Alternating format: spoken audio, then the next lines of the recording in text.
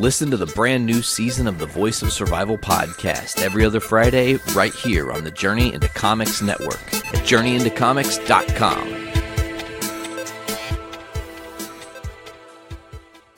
The following is a Journey into Comics. Journey into Comics. Journey into Comics. Journey into Comics. Journey into Comics. Journey into Comics. Network. Production. We're gonna fuck the sodomites in the heritage! Warning, Podcastrophe imminent.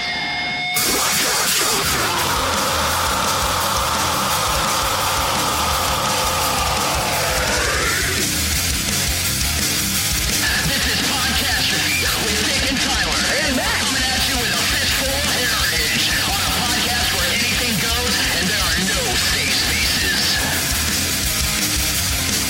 This is Podcastrophe. What is up, everybody? Dick here. This is Podcastrophe, episode 74. I'm your host. And my co-host, Matt, is here. What's up? Hi. Hi. And we have this other guy over here. I don't know if I should call him Tyler, I killed Tyler and took over his space. but something's different about him. I'm It's just, weird.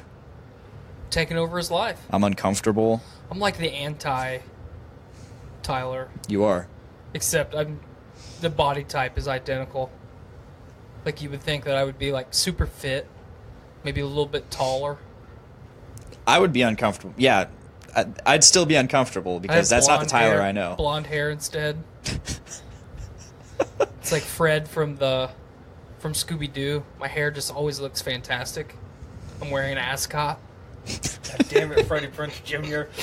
Yes, essentially I would be Freddie Prinze Jr. That's funny you mentioned that because that ties into a topic we're probably going to talk about He today. started the topic. So, I did a thing on Sunday. You did. And let me preface this with you texting me earlier today saying you have a surprise for me. And you said, I'm going to shit my pants. And I said, oh? You go, you're probably going to throw up. And I was like, did Tiffany have offspring? No, it's not DEFCON 5. We're Just at wait. DEFCON 3. You said, just wait. And I'm like, okay, this is interesting. I can't wait. I walked in your house, and you and Miranda were both, like legitimately afraid. Like a serial killer.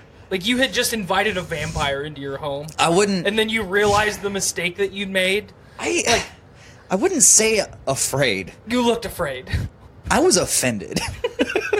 They've been watching those Ted Bundy files. I haven't started. I want to start watching they those. just saw that and they're just like, dude, this is where it begins. This is when he starts. Yep. I want to Ted start Bundy watching those. copycat. I've been Coming at watching ya. Punisher instead. Speaking of Ted Bundy, I have this meme that says, we all know who should be playing Ted Bundy. I saw that the other Yep. day. You might have been the one that shared it. No, it was Caleb Buffbarger. It's Dennis from Always Sunny.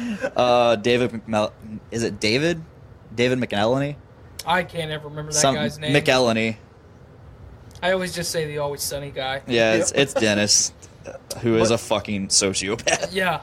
But, I shaved my face. My daughter was taking a bath. And, I went to the same bathroom and I shaved my face and I turned around to surprise her. Because, you always see the videos, like, on Facebook or YouTube or Twitter or whatever, where it's, like, children who have never seen their dad without facial hair, and then they're fucking terrified.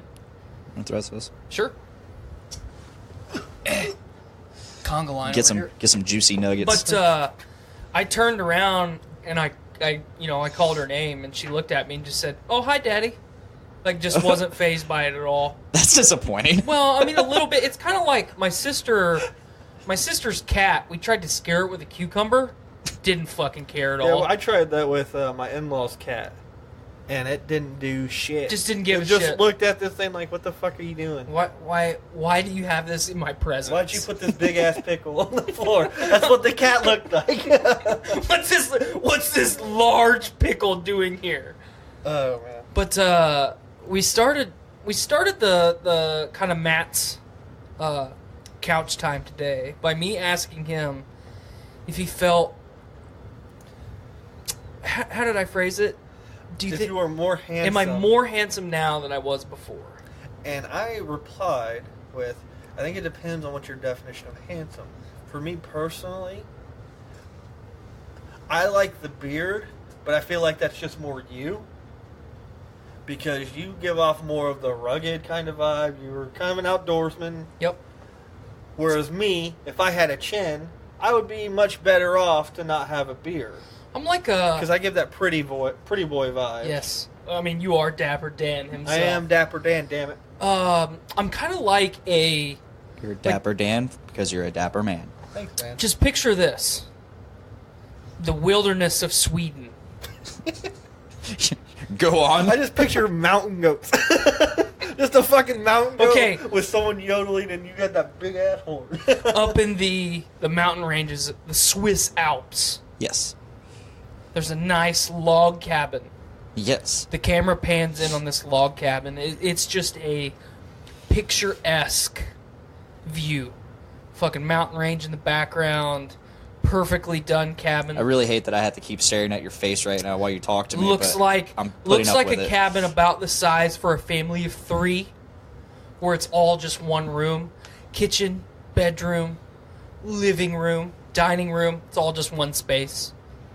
Child watches terrifyingly in the corner. Mom and Dad getting it on. Monday, Wednesday, and Friday. Occasionally Sunday, even though it's the Lord's Day. Tyler just looks at him and says, "Boy." The camera continues. Yeah, Cameron's the boy. Yes, the camera continues to pan in, and the door creaks open. And the camera focuses in on a fat lumberjack. It's me. That's you. My wife, 7'1". All testosterone. And some beaver tranquilizers. Yes, she's really the lumberjack. I just fill the role when I go into town. I was about to say, did you marry Paul Bunyan or something? Because who lets their women out of the house? Am I right? Am I right? No, So, you're Chaw. Am I right? Can you please cosplay as Chaw during LaFiCon? I really want to. I think you could But have if I grow the beard back, which I'm doing, like the moment I shaved it all, like, so I went through the stages that every man does when he goes to like excessively trim his beard. Like, I shaved a lot of it off, and then I had like big dumb like mutton chops with my beard, so I looked like a Fallout 3 character.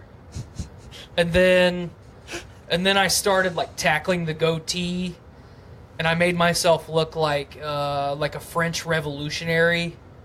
And then I did the handlebars. Like I just went through this full montage of how would I look this way? The evolution of facial hair. How would I look this way? Oh God, I should never look that way. And then at that point I was where I'm at right now. So you've experimented with your beard. Oh, I always do. The last 12 months.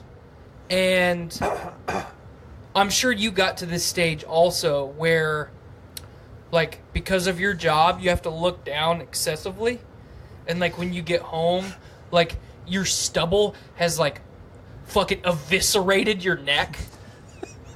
Like, you know what I'm talking about? I don't know what you're talking You about. have no idea what I'm talking about? You apparently have a really weak neck. No. It's just... Well, it's Really weak neck skin. It's the neck skins.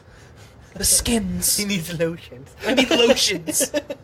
But, Your skin's yeah. pathetic. My stubble is just extremely sharp.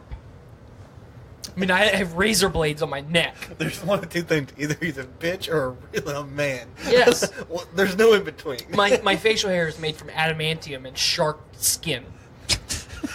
Dragon scales. It's really Daedric. Yes. It's Daedric stubble. Yes.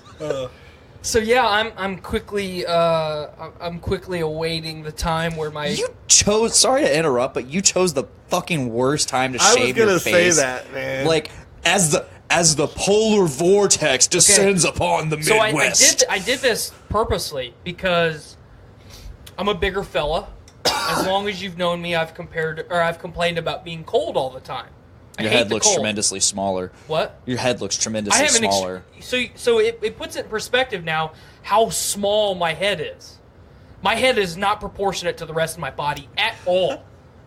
Normally it's the other way. You have people like Cameron who have like a slightly large frame, but they have an enormous fucking head. I'm a fat dude that's not very tall with a really small head. So yeah, I'm like that character in Beetlejuice when he's sitting in the lobby and he's looking around and the guy turns and he's got the shrunken head. Bro, you're like the fucking Goombas Yes. in the Super Mario Brothers movie. Yeah, I look like a Goomba. Sorry to reference that. No, that's fine. Sorry to make you part of that reference. I liked the movie. Okay? I did too when I was like 4. The only part that I maybe didn't 5. like was Koopa because Koopa was cool. Yeah, he Koopa sucked. and Yoshi.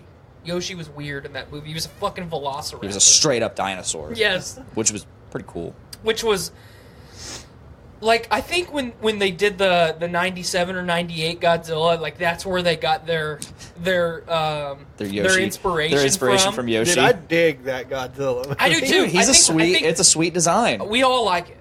Like it's a sweet design. It's fucking Godzilla hardcoreists hate it.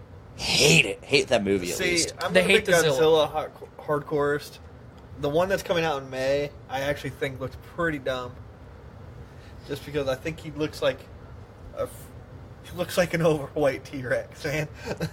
Yeah, which is kind of what Godzilla was always supposed to be. Yeah. Yeah. You know what? Okay. Jennifer, I see you're over there watching us. Please leave some beardless Tyler hate in the comments, please. I need you. I have not been without facial hair for a decade. It has been a decade since this. I go at least once a year. This face has not been without at least 30% hair coverage in a decade. Once a year, I'll be clean shaven for about a month. I've only ever had a mustache for the last year because I was very anti-mustache because I hated the way it felt. But now like once it gets to a point, I just don't care anymore. Mm-hmm. Once mine grows in thicker and I don't have this weird ass patch, I'm going Ron Swanson. That's totally okay. I'm very okay with that. Yeah. Especially with your dapper I think it'd totally go with outfit. me. Totally fits. I'm okay with that. Yeah, that's my plan with my facial hair. Normally, though, like Mike Blaine, I'll have about a month where I don't have facial hair. Let it air out because I get really dry skin underneath Yes. it. Well, and that's the argument that Blaine and I have pretty much made since I've known him. Like he said, he does the facial hair purge about once a year, and Got to burn the brush. people shit on him. Like, why would you do that? That's so dumb. Like a beard is this precious fucking commodity. Like, it just happens. Some people can grow it, some people can't. If you can't, just accept that you can't. If you can grow one fucking overnight, like, cool. Like, I don't understand why people fixate on it so much. It's like the flannel wearing, slicked back haircut, skinny jeans with the like dress shoes / like weird pointy toed boots. The lumbersexuals. The lumbersexual hipster people, like they elevated the status of having a beard as something god tier. Like no, it just happens because I have like your hair and all the hair on your body, all the hair on your body is dead. Like other than what's inside the root, it's all dead matter. Yeah. You're basically a tree covered in dead leaves. I like to think it as like wearing a trophy of corpses. Yeah, that's totally okay. But like it's all dead hair. The hair is dead, so it's like it's really just trophies just hanging off my face. But you put it very well when you said you got to burn the brush, because what happens a lot of times, like after a wildfire disaster, the forest that overtakes the dead portion Grows beautifully. is like way better, way more healthy, on and on and on. And I scared everybody at work too because they didn't expect this. And they all said the same thing that people that I used to work with you said to you, like, why would you fucking do that? Gotta give the skin some air. Yeah, like it needs some fucking air. once a year, I'll start by doing some funky stuff with it. I'll do the mutton stash, the friendly chops, if you will, the Admiral, as I like to call it. I'll do that for about a month. Maybe do a mustache for a week, some form of mustache, and then I'll just get rid of it all. And the whole purpose is to shave it off for a little bit, and then regrow it, so it's all even, and then I can shape it from there. Yeah, but what I was saying was I was highlighting how much I hate the cold, especially going into this polar vortex. -50. We're gonna hit -50 tomorrow with wind chill. Yesterday this is okay. Anyone that thinks that wind chill does not affect inanimate objects is an idiot, because it does. Oh yeah, it 100% does. Wind chill affects everything the same as actual temperature does. So -50 wind chill is identical to -50 below zero.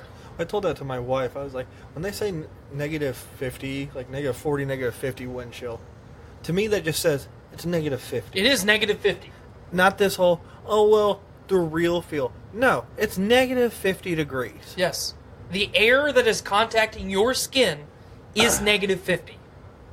Chemically, industrial strength hydrochloric acid freezes in a range of -40 on. I froze a hydrochloric acid rail car solid in 2014. How did that happen? It had to be at least -40. The actual temperature was not -40. Had to be there. Otherwise, it cannot freeze chemically. So anyway, knowing this polar vortex was approaching, over the last few weeks, as it's progressively gotten colder, I've been trying to toughen up and acclimate to the cold winter temperatures. So I've been going outside in long sleeve shirts when people have coats and coveralls and shit on. Yeah. And just tanking it. Just taking it. Just being miserable. Just being miserable, like trying to fucking strengthen my body to the cold. I will say this, I don't know if there's getting acclimated to that kind of temperature, though, tomorrow. Right. Because that's like that skin contact, frostbite. That temperature is what made me so miserable when it comes to the cold. I was totally okay with the cold up until 2014 when I had to be outside when it was -40 to -50. Yep. And I've hated it ever since. And it was naturally -18 before wind chill. Yes. Yeah. So, and our high for tomorrow is -15 was the last thing that I saw. So almost identical. I remember that back in 2014. There was all that ice and shit. Yeah, that was when I lived with Scott and Justin. I was at Purdue at the time, and they canceled classes all the time. I still went to work. I didn't go to classes when they weren't canceled, but... So yes, poor move, because now my face is going to get frostbite, inevitably. Good move, because now all that wind chill can hit my face, and I can really strengthen up. You gotta weigh your pluses and minuses. Yeah. Possible face disfiguration, able to tolerate the cold. Hopefully I get somewhere in the middle where I get like some cool scars. You're already married. You don't gotta impress nobody. Like a cool, like a character creator in an RPG. I want some cool scars. I want to look like the guy off The Witcher. Yes, I want to look like Geralt of Rivia. Nice. White hair and all. Maybe the cold will take all the color out of your hair. And because I've watched Frozen so many times in the last week, the cold never bothered me anyway. So, I was just asked, what are our main topics that we're going to be talking about today? We just kind of been rambling on about some bullshit right now. Can I hit the quick one real quick? Yeah. And just get that one out of the way since Matt's here now? Yes? Yeah. Can you pull it up for me? What am I pulling up? Can you look up the definition of sabbatical? Okay. Stand by. The definition of sabbatical. Go ahead and read that feller for me. Noun. 1. A period of paid leave granted to a university teacher or other worker for study or travel, traditionally 1 year for every 7 years worked. Adjective. Relating to a sabbatical. 2. Archaic of or appropriate to the Sabbath. Okay, so this is relevant because about 2 weeks ago, I was having essentially the same conversation that I've had on the show before about my opinion of teachers being overpaid, not monetarily, but because of the amount of time that they can spend away from work, whether it's paid or unpaid, and still maintain their position or in that administration, whether it's a teacher or a professor, whether they have tenure or not, it doesn't matter. So, essentially, I just want to get your guys' opinion on, one, did you know what a sabbatical was? Yeah, I knew what it was. Okay. 2, how do you feel about basically you paying a professor to have a year off? Myself, so if it's a professor, like a college level professor, I think it's very, especially in like a specific field, I think it's very important for them to have time to, study that. If that's what they're like, I feel like if they're going to do that, they need to take that time to study what they need to study so that they have experience to actually share with their students. And this is why I wanted to bring this up and have this conversation. The first part of that definition was for travel and or study. Yeah. Most of them don't use it to further their career. They use it to take a year off and get paid for it. How do you feel about it? Well, I have an education background. College professors, with what Blaine said, it'd be nice if they did take it to study, but they don't. I also have opinions about colleges where I don't think any money that I pay should be put towards that college. Yeah. It's a private business. That's all a college is. They are, yes. And now, especially with the political climate that we have now, you have people that we can all agree our education system from top to bottom needs reform. Yeah. It needs improved. It needs restructured. We're not going to get into that because that's a long topic that I used to rant about that now I just talk about. Yeah. But here's the issue that I have. Why does a college professor get a year paid leave? Why don't I get a year paid leave? Why doesn't every industry have the opportunity to take a sabbatical?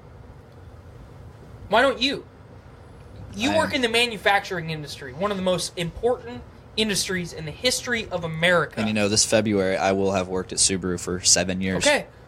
When are you going to take your sabbatical? Hopefully real soon. I would like to take my sabbatical now so I can, focus on this goddamn podcast. But I mean, and I'm saying this a little bit tongue in cheek, but we're in the age of equality and acceptance for everybody, and I'm a member of a union, so I have bargaining power with the companies that I work for. Yeah. They have to pay me a certain wage, and if they want to pay me more or less, it has to be negotiated, and it has to be written up in a contract, and there's bylaws and stuff in place. For example, if I don't get my paycheck on Friday, then I can sit on the job and get paid for it all the way into overtime until they bring me my paycheck. Hand it to me. So, I mean,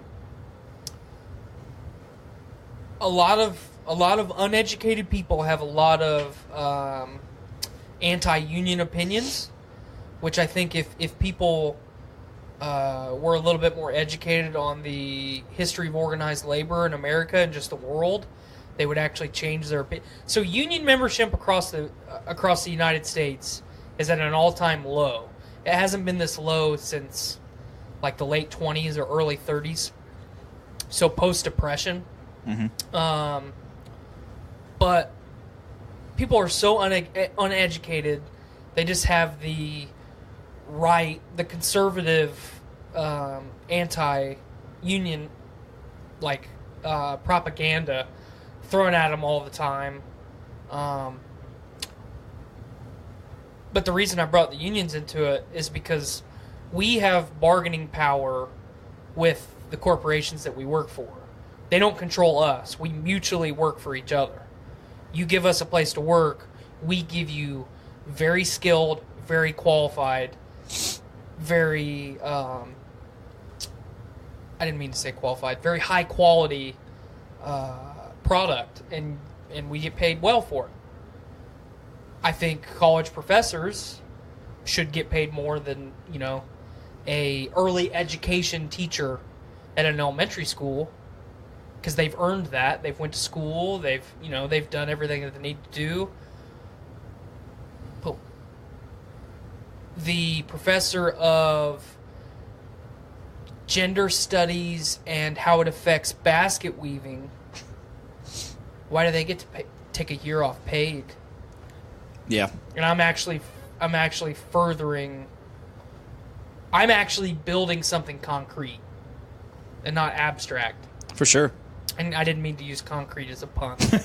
But you see what I'm getting at? Yeah, I think with college professors in particular, it should depend on what the professor teaches. Mm-hmm. Because, something kind of minuscule is what you mentioned versus a chemist. Right. Or a biologist. Like, those have more importance to study of African history or something like that. What about a biologist studying cancer research? A really, really high stress, really necessary field of study. Should they have a sabbatical? Absolutely. Mm-hmm. Mm-hmm. But should the gender studies professor? I don't think so. No, I agree with that. And that doesn't make any of us. We're not slinging hate speech, and we're not being bigots here. You want to talk about financial disparity in America? People are getting a year paid off to sit on their couch. I have to bargain and fight for a week. I think that goes to the old saying that fair isn't equal. Right. Absolutely. Like, I'm sorry, some people are more important than you, and I'm more important than some other people. Mm-hmm. Like, that's just how it is. It's all based off your education, what you know, how much you can your contribute skills, to society. Exactly. Mm-hmm. And I think that's how things should be divvied up.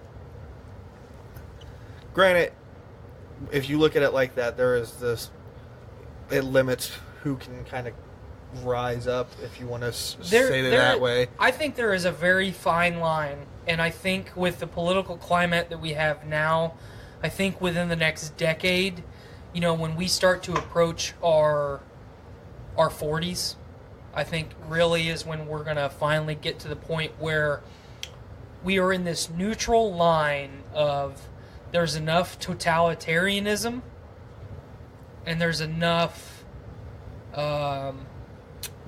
utopian idealism, and you just kind of mash it together like a delicious peanut butter and jelly sandwich.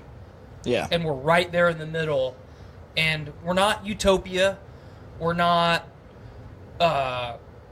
Stalin's communist regime or Hitler's Nazi Germany, or Mussolini's fascist Italy. We are right there in the middle where if you work hard, you get what you earn. Everyone has the same right to work hard and get what they earn. And the people at the top aren't just always at the top, and the people that are at the bottom aren't always at the bottom.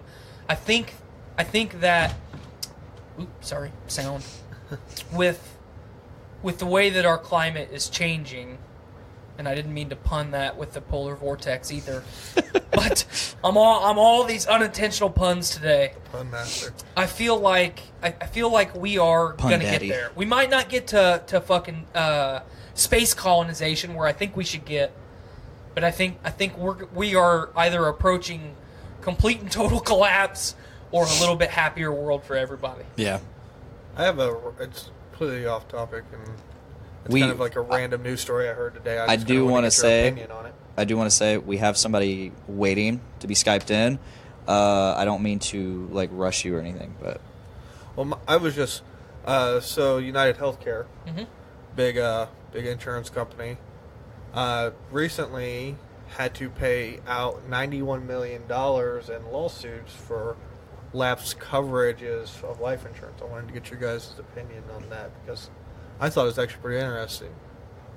So lapse coverage As on in, the like, part of the they- insurance company they or on the didn't- parts of the individual? The insurance, they didn't pay the coverage that these people Oh. were due. Okay.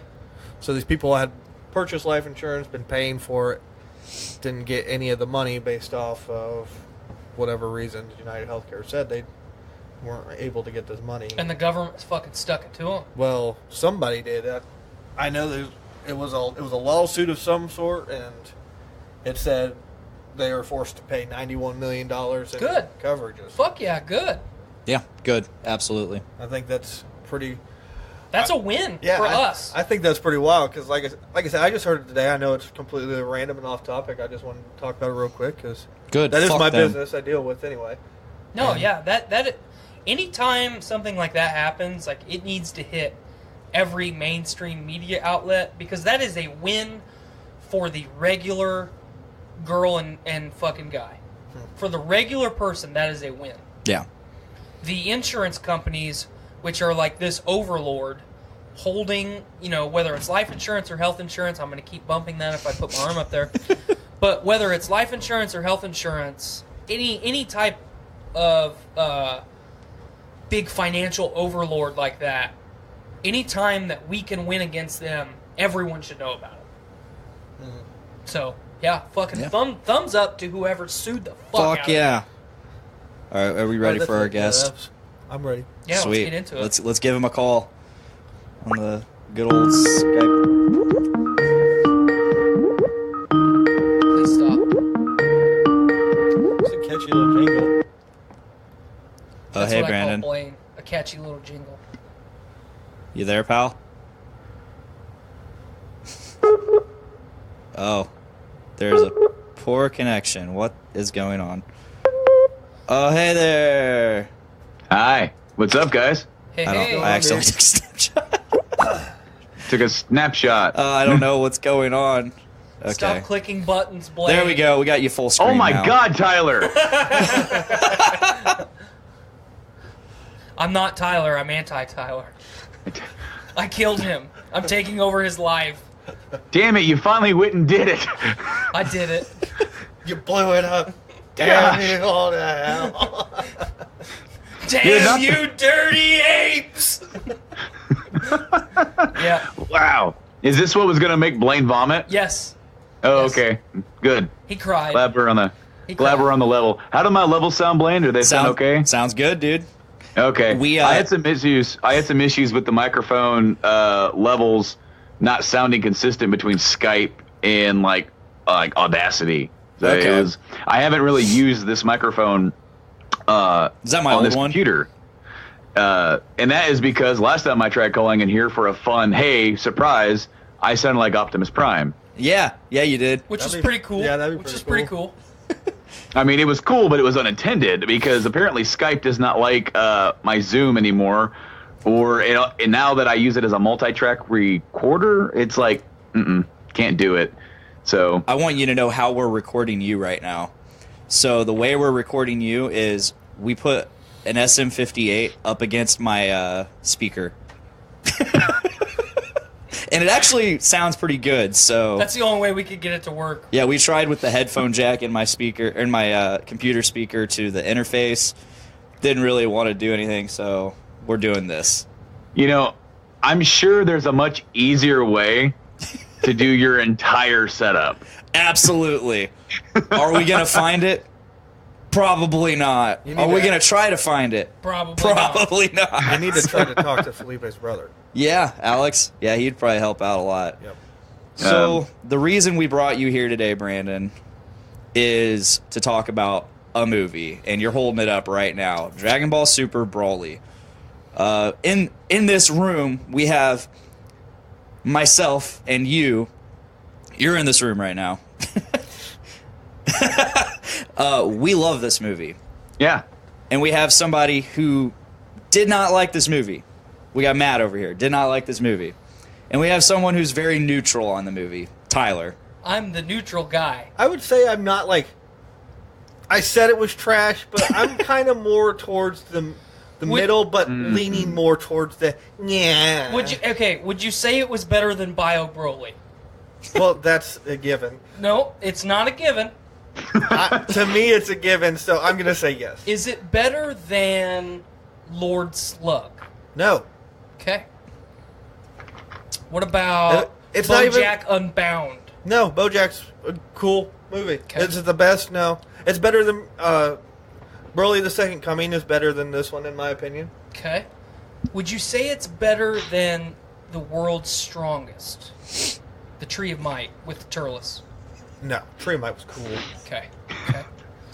I'm just putting all this in perspective. Wrath of the Dragon is the best Dragon Ball movie. I haven't seen that one. That one's pretty cool. That's the one with Arudagon, right? The Arudagon, yeah. Okay, so like that is the most original Dragon Ball movie. That's probably why I think it's the best.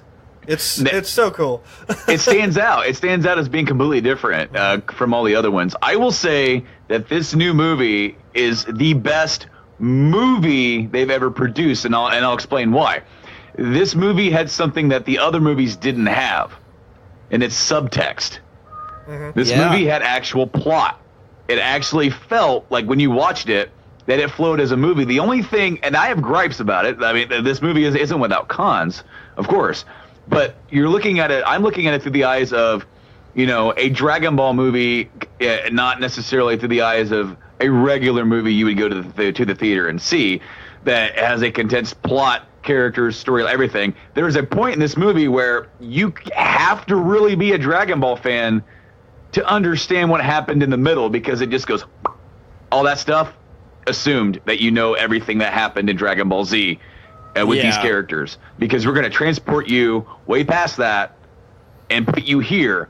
You need to know, and we're not going to just fill you in on the history of what happened in the entire Frieza saga, or what happened in between Goku and Vegeta from the beginning all the way to the end. It's sort of like brushed upon as like, we fought other villains. It vaguely refreshed you. Yeah.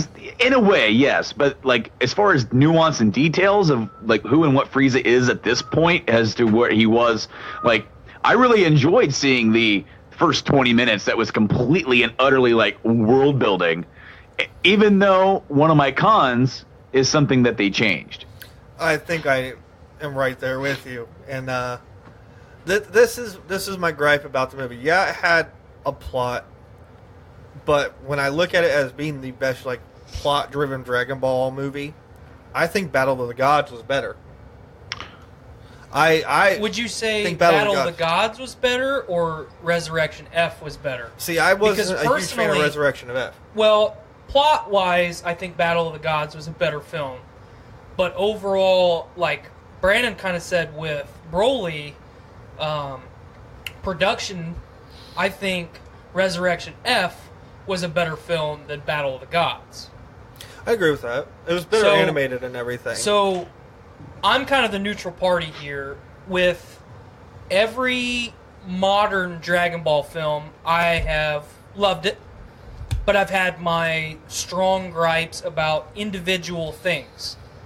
So, Battle of the Gods, when Vegeta challenged Beerus after the whole Bulma scene, I had a fucking hard on. Then he gets shit on. Okay, it's Goku's movie like always. As a Vegeta fan, I have to accept that. I did not like the whole let's hold hands and do a seance circle and we'll make you a god. Like, that part I didn't enjoy. But overall, I liked the movie. Weird, but whatever. Yeah. The second one, Resurrection F, I thought Vegeta was going to get his spotlight. They stole his shine, bro. They stole it from him. I still enjoyed it. Okay, let's move on. With Broly, the opening act, the first act, as far as the world building stuff, I enjoyed from the standpoint that it was the best world building that we've had in a long time. Mm-hmm. In a short amount of time. I'd agree with that. Not to mention in a movie, because so many times in Dragon Ball movies, they just dump you in and say, this is what's happening, let's go fight. Right. No, I agree with that. 100%. What I did not enjoy was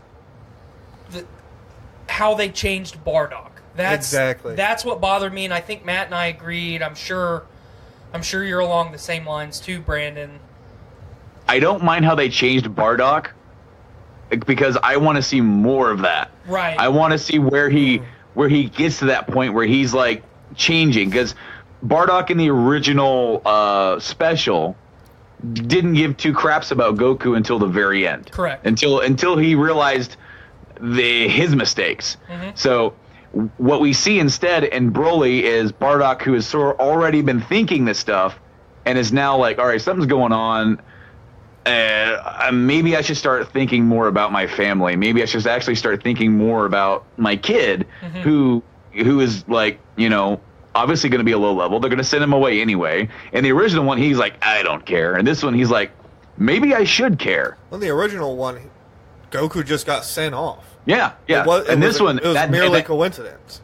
And that is the thing I don't like about this. As much as I like how they turned Bardock into a more caring individual, him sending him away is too Superman for me. Mm-hmm. Yep. It's exactly Superman. But Even though you had sort of the comparison before, now it's like this is literally Superman. Definitively. Well, and my gripe was that scene where Bardock is challenging Frieza, for us, is so iconic. We didn't get that in this film, which I'm okay with, because they still gave it to us a little bit. It wasn't necessarily his story here. When Frieza's Planet Killer was getting ready to totally wipe out Planet Vegeta, Bardock still stood strong and tried to stop it and challenged it when no one else did. He was the only one. Yeah. And that is something I've heard. I'm sorry, that's something I heard that we, or at least it's like been put out there by other people who want it, that like maybe the Battle of the Gods, maybe we'll get an extended cut that goes more into that, or maybe we may even get something in itself that dives more into the character of the new Bardock that they've sort of made canon. That's what I want, because for me, when I was watching the movie, Bardock had a hunch that Frieza was going to do something, and then was like, I better send my son away. There wasn't any build-up to that. Mm-hmm. It was just, I just got this awkward feeling. I don't know why, but I'm just going to do it. Like, the Saiyans don't like Frieza. That was the only explanation that we got of Bardock being suspicious of Frieza. No other Saiyan was. Like, King Vegeta didn't think that. Like, that's my biggest gripe with the Bardock thing. Not to mention, Bardock was already canon. He was placed in the manga because the special was so popular. Mm-hmm. So why do we have to change him to be practically a whole different character now? How did you guys feel about Goku's mom being included, like, heavily in that little opening? It was cool. act? It was cool. Well, Toriyama did do a manga short that included her. Mm-hmm. That Toriyama retconned Bardock well before this movie. Right. Mm-hmm. It's in that manga short. I can't remember what it's called, so forgive me. Zero? But Was it Zero? Dragon Ball Zero? I can't remember. It was a manga. It wasn't very well received. And so, like, people are comparing that manga version versus this version. They're saying that this version is a little bit better. Whereas, like Matt said, where Bardock kind of had a hunch. He really didn't know what was going on. But he just, like, he kind of felt like maybe he should do something. If he's wrong, he'll go get him, right? That's what he said. At least I like that line. He's like, if I'm wrong, I'll go get him. Yeah. But then, obviously, something happens that we don't necessarily see, whereas maybe Bardock looks into it more, finds out more, and then, oh, crap, I got to stop this. This is a bigger deal than I thought. In the manga, it was more like Bardock's like, nope, he's going to kill us all. And there's no reason as to why he thought that. He just sort of like, yep, this is what's going to happen. So they did change it a little bit better for this. I want to see more of that. Yeah. And now that, like, I kind of agree. It's like there are things that where they gave us so much more for a Dragon Ball movie, like in terms of plot and setting up.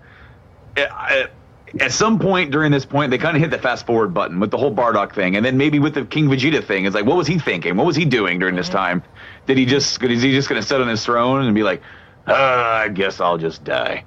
I doubt that. He was very much not that kind of character that we met in the very beginning of of the film. So maybe that's another story for a different day, because the whole point of the beginning part was to get the 3 characters that the movie was going to revolve around later, and then throw in Frieza.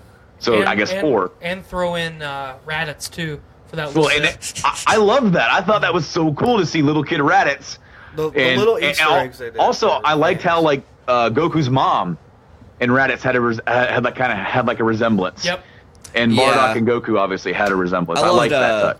I love Team 4-Star's review of this movie because they're making fun of that scene with Raditz. They're like, man, that kid fucking came out of the nurturing pod just like smoking a fucking whole pack of cigarettes. Yep. Hey, I'm the brother of Goku. Who cares? Yeah, but he's a lower class warrior, so who cares about him? So just as far as that's kind of my complaints with the beginning of the film. The only other complaint that I had was the reality break scene. I like that. That was the only part of the movie that I absolutely said, I do not like this at all. But it makes sense with the level of power that they're working at. No, it doesn't. Goku and Beerus fought, and they were about to rip the universe apart. Exactly. Goku and Jiren fighting. Beerus is a god of destruction. Vegeta and Topo fighting when he's god of destruction. Here's my biggest problem with Dragon Ball. Always power scaling. Continuity. There is no continuity in the movie.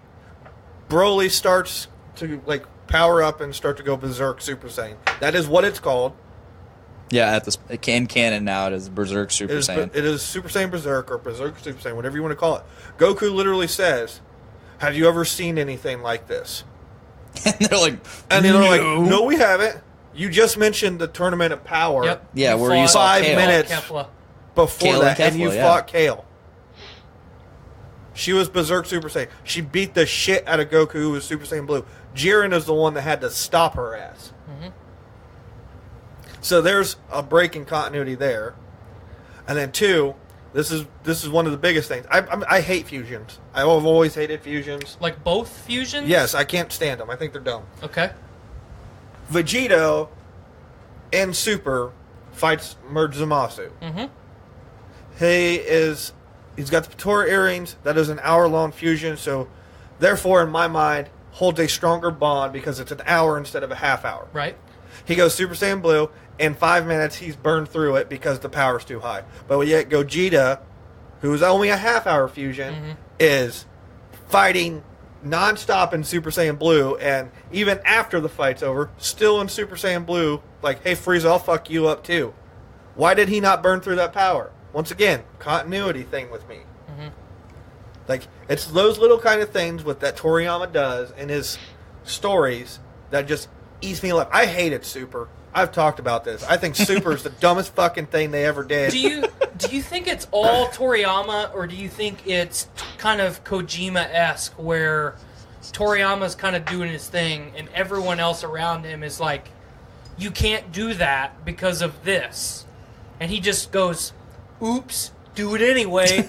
That's what I think. I literally think he just goes, I'm Toriyama, I can do what I want. Like, do you think that's a good comparison, Brandon? As I mean, obviously, I don't think Toriyama's as weird as Kojima.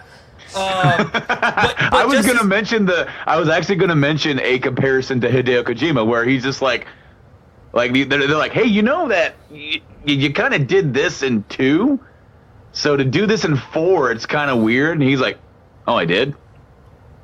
I literally don't necessarily know about Toriyama. I think he writes the story because Matt brings up the point about burning through energy. I remember in the Buu Saga, Super Saiyan 3 Gotenks fusion only lasts for 10 minutes. Yep. But Super Saiyan 3 Gotenks lasted full half hour. No, 10 minutes.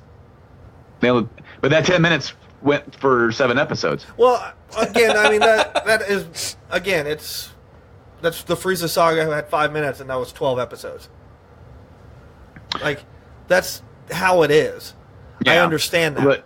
But they literally said that their fusion time is shorter It's not a full half hour at Super Saiyan 3 because it consumes too much energy. So if it's Super Saiyan 3, what is a Super Saiyan Blue going to be? Well, that energy is more contained, isn't it? And it isn't a different energy. Yeah. Yeah. Well, yeah. It's It's a god energy. But then why is Vegito a god fusion burning through so quick? I don't know. That's one of my gripes with it. I hated the reality bending thing. That shit made me almost have a seizure. So that was cool.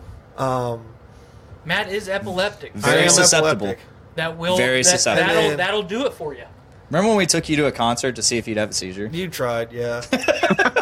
What a dick. Dude, he's an asshole. Mayhem Festival. But again, Oh man, go to a laser rock show. they just... Broly has been one of my favorite characters since the introduction of Broly the Legendary Super Saiyan movie.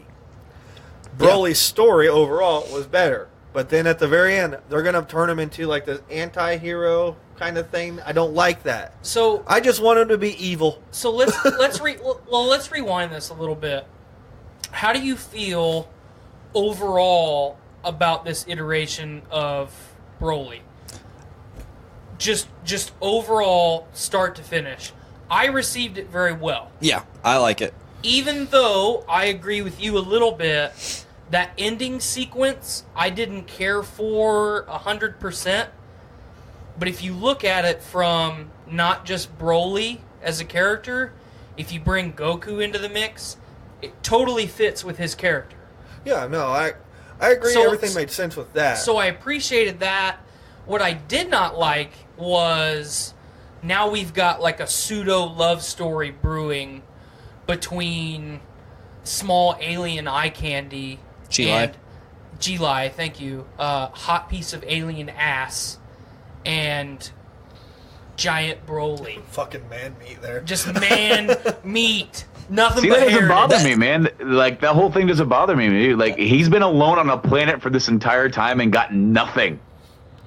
Give this guy something. And He at didn't even least know what water was. They definitely got like a Tarzan and Jane thing going Yes. Well, see, Yeah, for me, that's yeah. part of it, too, is he's been on a planet alone with his father, who was very cruel Yep. the whole time. Electrocuted that motherfucker. So, Dude. the fact that he is so different than his dad kind of makes me go, that's not realistic. He would be very brutal because that's all he knows. Do you think that they kind of blended old Gohan into Broly a little bit too much? Because if you think back to young Gohan, I like that comparison. he only had power when he was fucking pissed off. Oh, you're talking like Saiyan Saga or Frieza Saga? Yes, I'm talking. Even Cell Saga, Yep, actually. I'm talking early. I'm talking young, teen Gohan and earlier. He was only really relevant when he was getting the fuck beat out of him, or he was really, really pissed off. Yeah, now that you mention that, I actually didn't think about that, but yeah, That's solid. It's a solid comparison. Which is so sad, because when he was Mystic Gohan, he was actually stronger than Goku at Super Saiyan 3. Well, and there was a lot of people that complained, and this is why I brought this comparison up. There was a lot of people that complained with Super that Gohan wasn't featured enough. He's not even in this movie. He reobtained his mystic powers in Dragon Ball Super, which you can go anywhere you want with that. He goes 88 episodes of being completely irrelevant Yeah. to all of a sudden being the fourth strongest character in the show. Yeah, absolutely. And then being Pre-Jiren. a total fodder character in the Tournament of Power. Yeah. Total. You might as well have had Yamcha show up. I wish Yamcha would have been in it. If Yamcha would have won the Tournament of Power, it would have saved the whole arc for me. I don't care. It would have literally saved just this fucking useless guy hiding the whole time. And then when Jiren gets knocked out, they're just like... He knocks Jiren out with a spirit ball. That would have been a Wolfang fist him, man. Yeah. But poor Yamcha. I love Yamcha. So, That's Goku's true dad. So by the way. that during that whole ending sequence, that was all I could think about. I couldn't think about Broly as a character. I just thought about young Gohan because that's what it made me feel. This dude is just a fucking gentle giant, essentially, and he was only that way because people made him that way. Absolutely. You know what? I actually like something that was, it's never mentioned, but when you stop to think about human psyche and think about what he went through on that planet, like I can definitely see him being a victim of depression. Absolutely. And being just very just down, like, and everything, and only like his dad prod him, and then get him so pissed off that he would shock him to get him to calm down. Right. So he's almost kind of like a caged animal, where it's like he can be very docile, and then you start poking and prodding. I actually like the fact that he's going to be possibly around for further stories, because he could be a potential ally who is uncontrollable. I never want him to be able to control this power. When they actually unleash, say somebody comes around who they're like, we need help. Say Jiren comes back. Yeah, somebody, whoever. So because there's always somebody stronger, right? And Right. That's the theme of the series. I've never felt a power like this before. They say that 10 million freaking times. We need help. I know a guy. They also Go get say him. lower class warrior a million times. Yes. Right, Oh my right. God. So they go get Broly. They're like, and Vegeta's like, "Are you sure about this?" It's the same thing that Vegeta said about keeping Fat Boo alive. I swear, if somebody kills his damn dog again, and he makes another evil one, I'm going to kill you, Goku. And then it's like, no, he'll be fine, And then you bring in Broly, and all of a sudden it's like, okay, he's helping, but now this is bad for us. It's just like Vegeta at the very beginning of that part of the movie where he's like, "You dumbass! You Exactly. kept Frieza alive." How many times do I have to call you an idiot? It's funny you bring up Vegeta, because that's another issue I had with the film. I'm, like Tyler, a Vegeta fan, and I've come to accept that it's Goku's movies. It's Goku's show, so It's Goku's whatever. story. Let's all level with each other. Yeah. It's Goku's story. But let's be real here, and Blaine mentioned this with power scaling. Vegeta, if Goku's not doing Kaioken, Vegeta's stronger than Goku. Yep.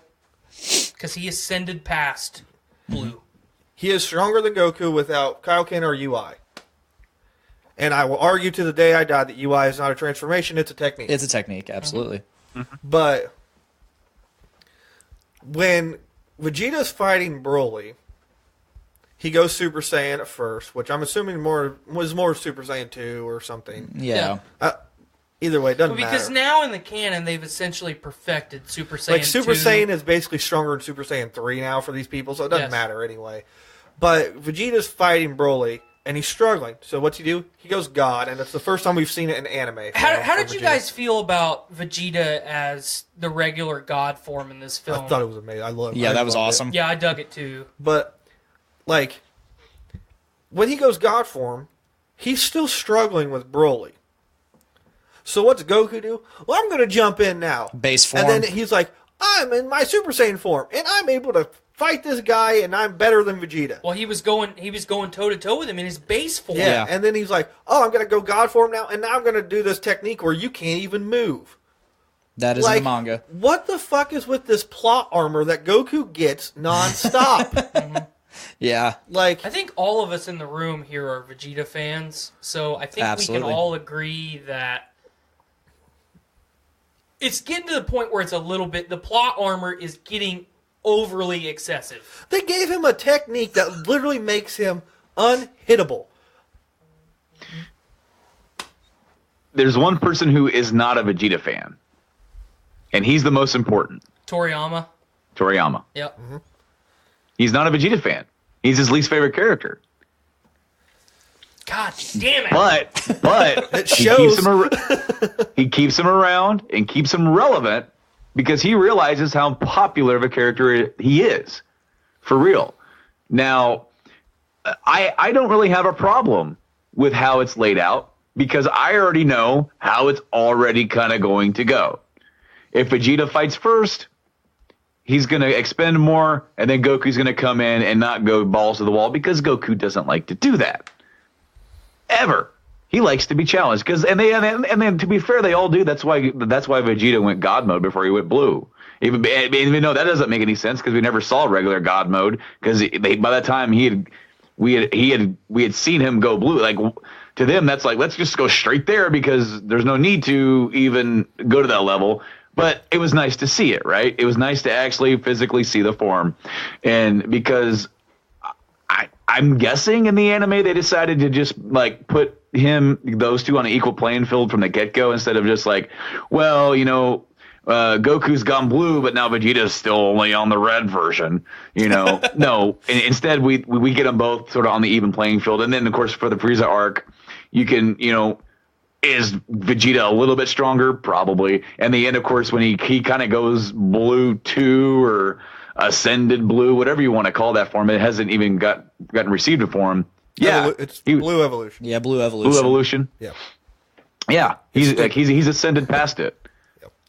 I'm just saying because if you look at the Zamasu arc, Vegeta trained in the hyperbolic time chamber so many times, and look how much that he grew in the hyperbolic time chamber in the Cell Saga. So just at those increments, each time he trained in it, he's leaps and bounds beyond Goku. But Goku has Kaioken. That's his trump card. He used it against Jiren in the first fight against Jiren, and everybody was like, well, he's still got Kaioken. And they're like, he's been using it the whole time. But other than that, Vegeta is stronger, period.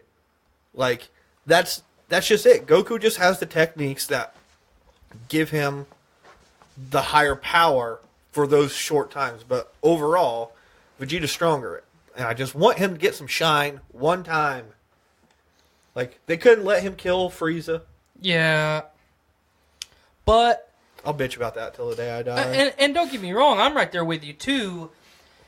But I have actually really enjoyed Frieza continuing to be relevant. See, Frieza I wasn't really much for... I wasn't a fan of the Resurrection of Fs. The Resurrection of F. Yeah. I was like, why are they bringing Frieza back? But would you rather have Frieza or Cell? I'd rather have a new villain in general. And I would too, don't get me wrong, but for all of us, that Frieza saga is so iconic. It's so important to the series. We would not have anything after the Frieza saga without it. No, I understand that, but then also... Frieza is such a good villain. With Resurrection of F, I kind of understand it. But then, when we get to Tournament of Power, we're supposed to get Boo. We're supposed to get a Boo that's actually I'm training, and he gets jacked with Hercule, and you're like, we're going to see a fucking legit Boo. The motherfucker falls asleep for 3 months, and they're just like, well, I guess we better go get Frieza again. And it's like, why? Comic relief. Why can I not just get somebody else? Clint Chase asked, did Tyler forget his beard at home? Yes, it's in my sink. And yes, we're kind of talking Dragon Ball Z lore. We're mostly talking Dragon Ball Super Broly. But for me, it's just animation-wise, super cool movie. Broly was a lot better than Goku cried as a kid, so fuck this kid. Yes. And then, but there was a nod to that. I so much appreciated that part of the fiction that they changed. I wish they would have kept the fiction of Vegeta being kind of just enamored by this person, just completely scared and terrified of Broly. Because that was part of, I think, the allure of Broly.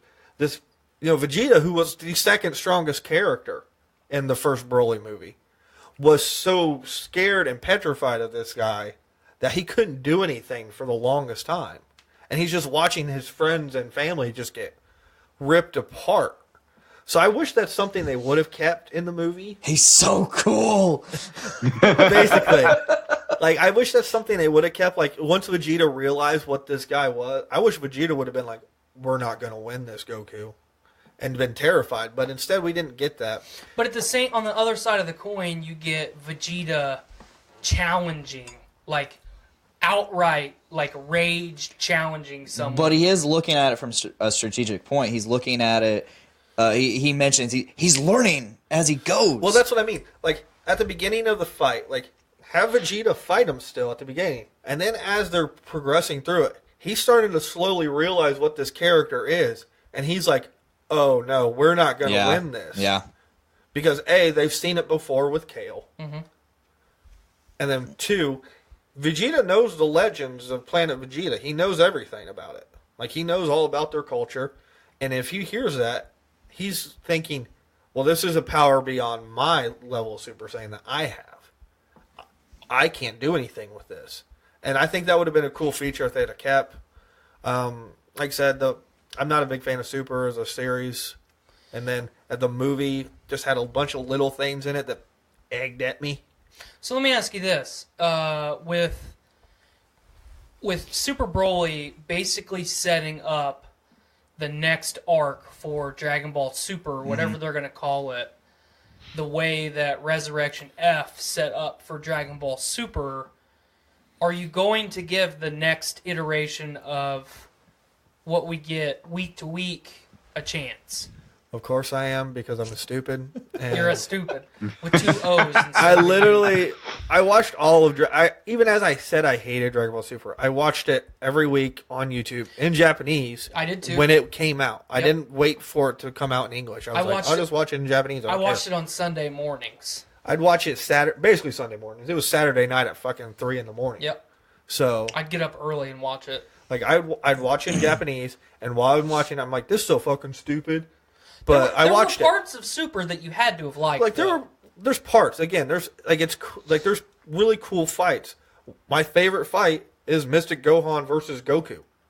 Oh yeah, that's my cool. favorite fight in all of Super. And like the Jiren versus Goku stuff is cool. I just wish Tournament of Power would have been shorter.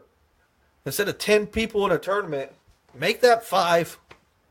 I don't need to see Master Roshi. Yeah, that was one thing that really bothered me about. I don't need to see those bitches of love from Universe. What was it? 2? 2. Yeah, I don't need to see them. I want to see Jiren.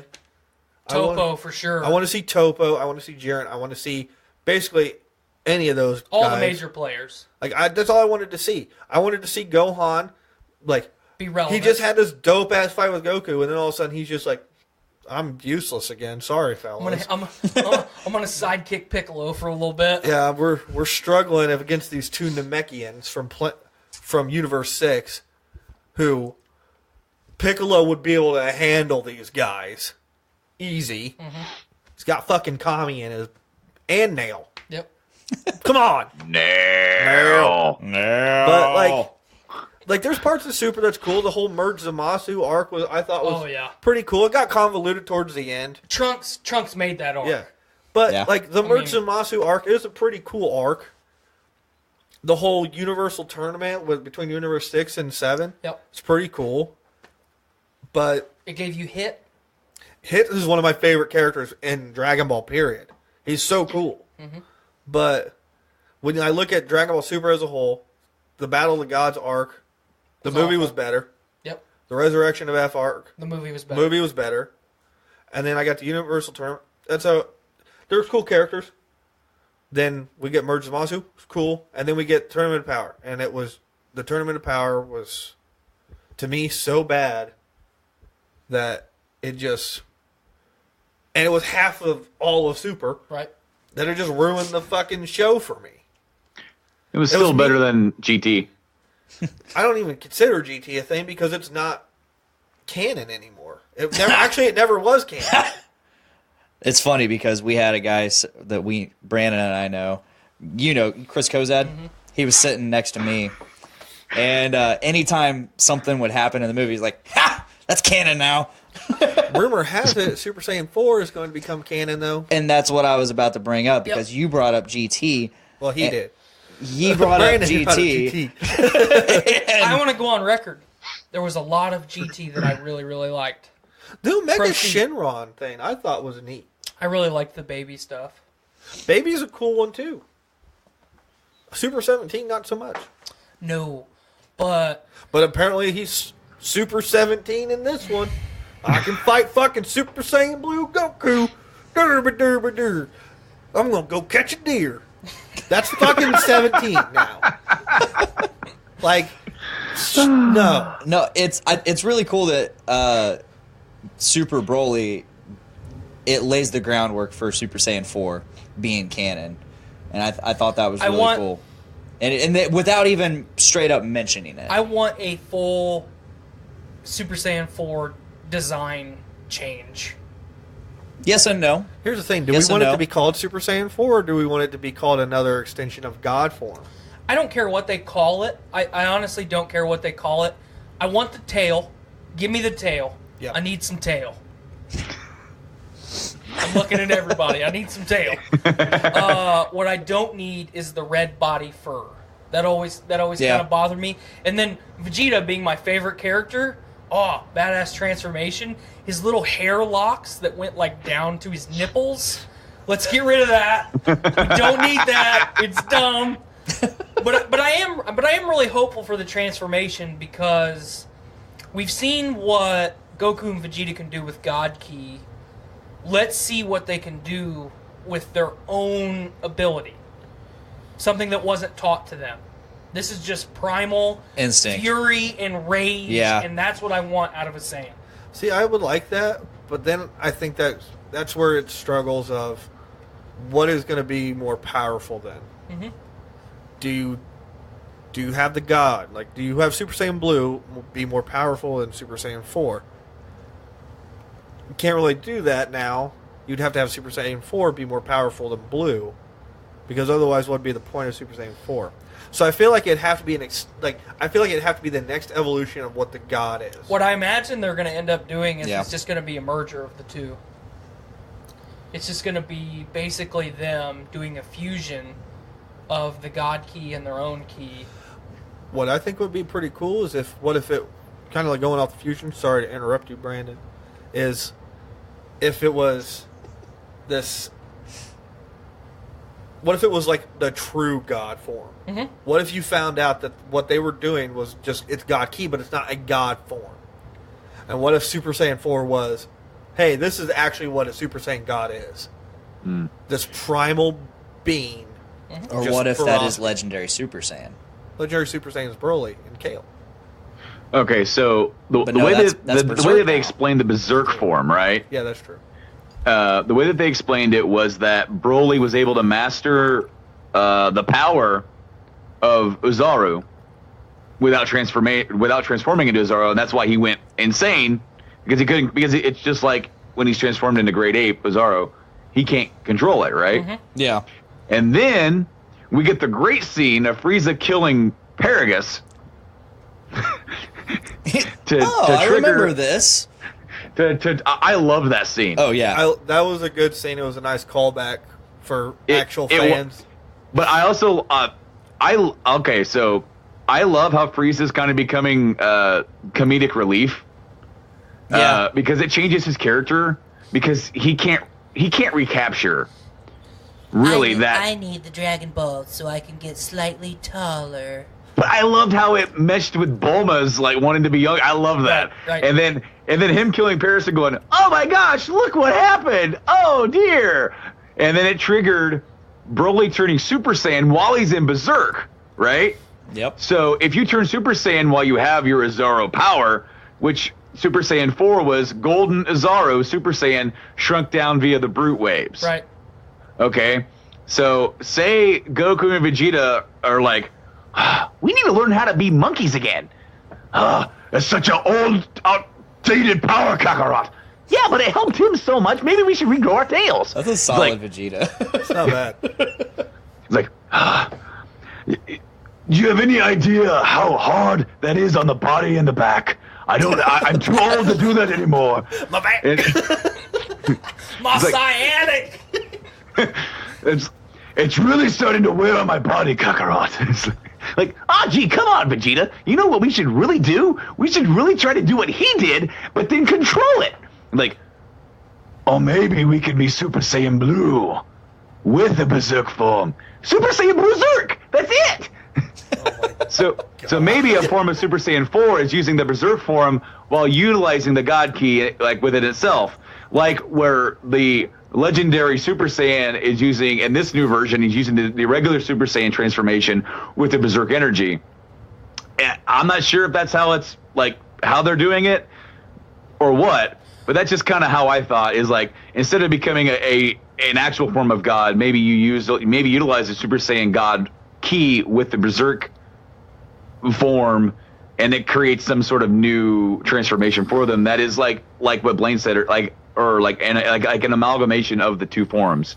Well, especially because with Broly in this film, it's essentially the third time that they've seen this form now.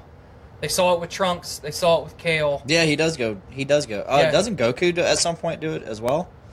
Yeah. It's called Ultra Saiyan.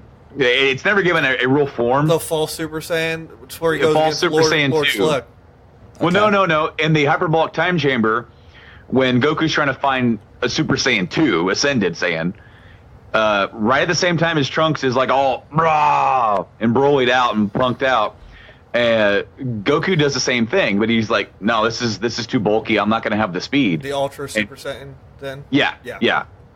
It's So essentially they've seen it 3 times.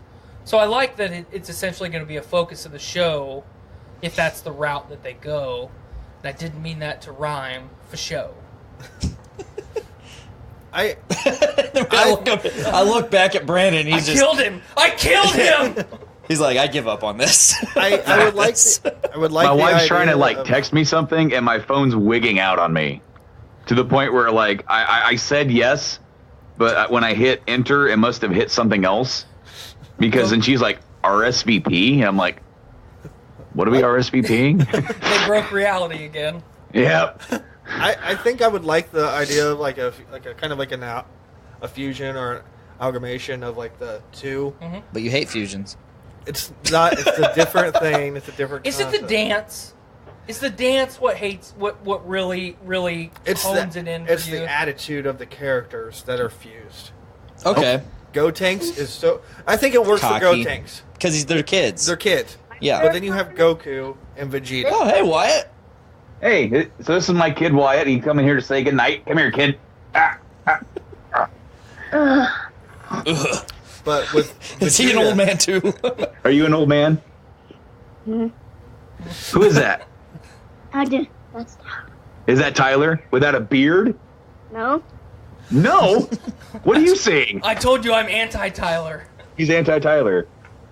Is that Blaine, Tyler, and that? Yeah. Yeah. Can you say hi to everybody? Hi. Hey, Wyatt. Are you on a podcast? Oh no. Oh yeah. Okay, hey, so what are we talking about? Do you know what this is? Yeah. What is that? It's Dragon Ball. Yeah! I just do this.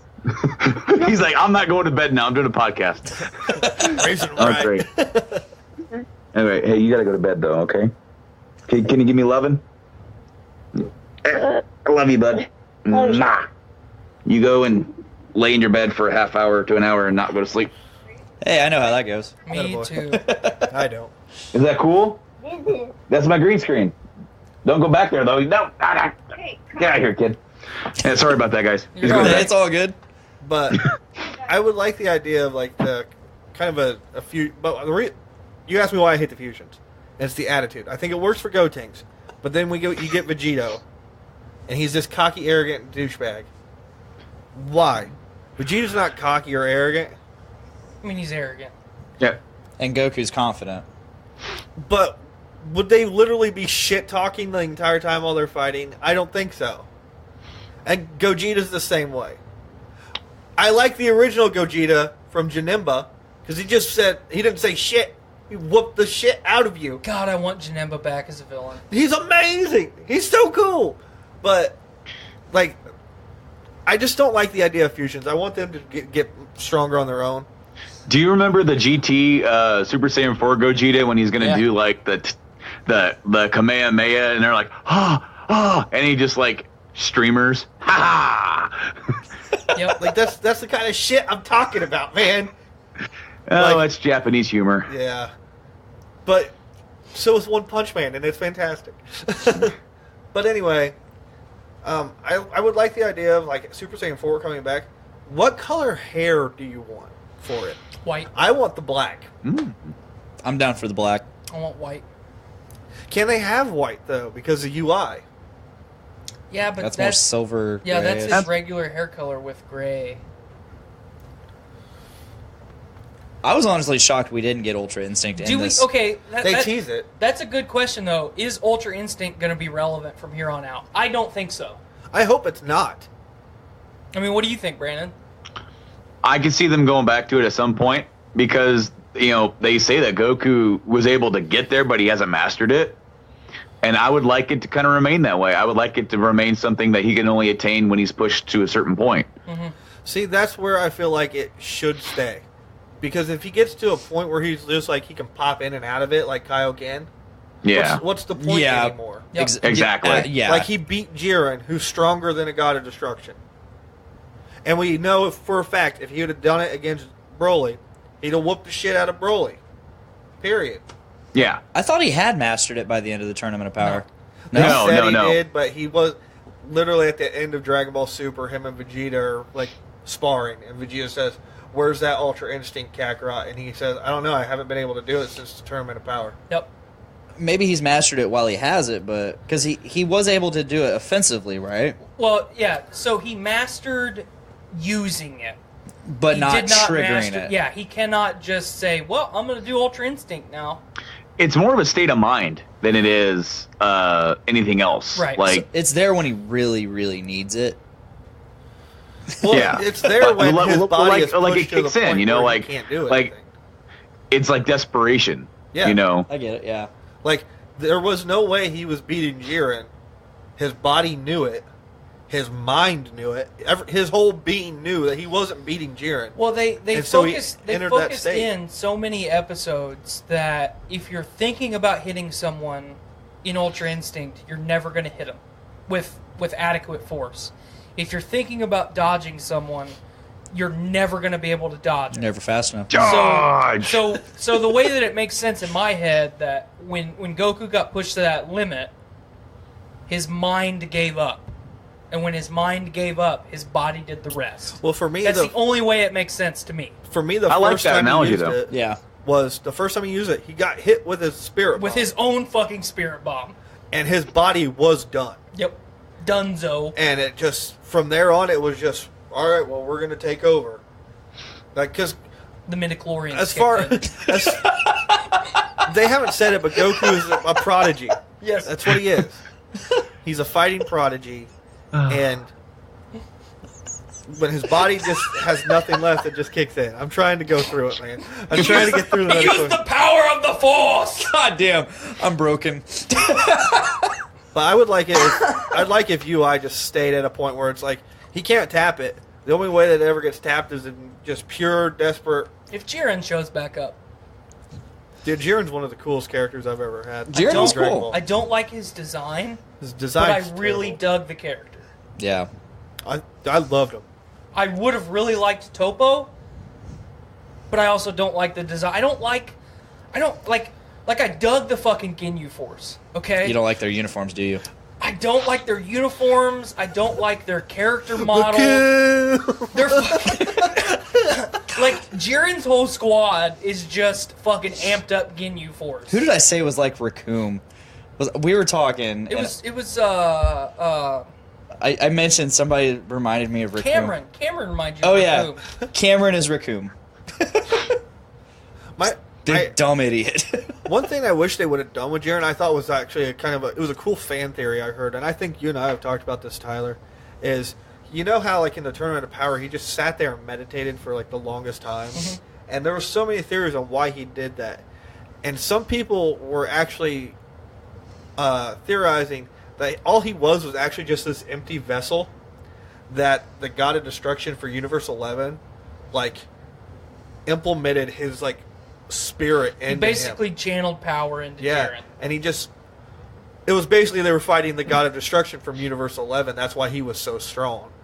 Yep, I really dug that fan theory. I thought that would have been a really cool fan theory. It's like Goku fucking chalking up a spirit ball or spirit bomb. Spirit Ball!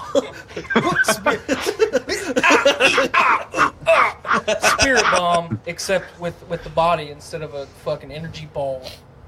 But Destructo Disc. I think with Super Saiyan 4 or Super Saiyan God, Primal, whatever you want to call it, whatever we're going to call it, I want the black hair back.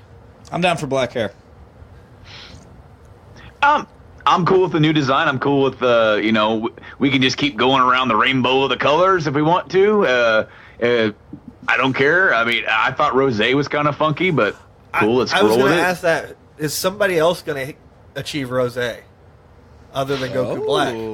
Well, see, and that may have been actually unique to Goku Black due to the Zamasu and everything. And, it was almost like he was utilizing his ki and learning how to use Goku's body do a transformation. It was a little bit different in concept, but I'm super stoked for this movie because I don't really have a lot of things that I didn't like about it, and I felt like that. Just to reiterate, I felt like from beginning to end, it kind of had a good flowing arc. It set up things. It actually gave Broly a character, which I'm actually okay with.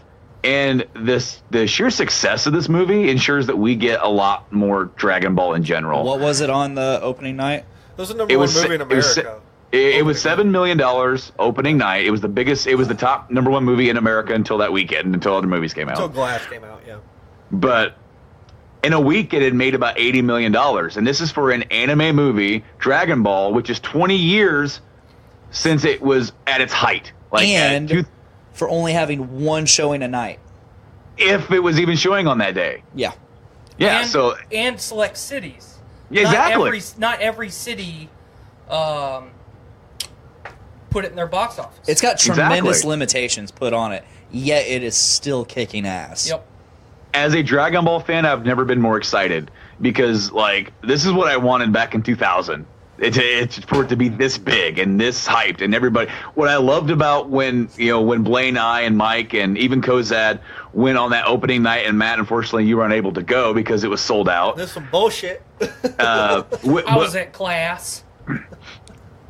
Everybody was there to see this movie, and it was a genuine reaction. People laughed at the funny moments. People got excited. People started turning to their friends. It was and got excited. It was almost like we went and saw Star Wars, on opening night. It was that a level of excitement. There were people from all sorts of ages, kids, adults. Even we saw an old dude with rainbow hair and with a bald spot wearing a Arizona T-shirt, playing a Nintendo Switch while having a game design textbook.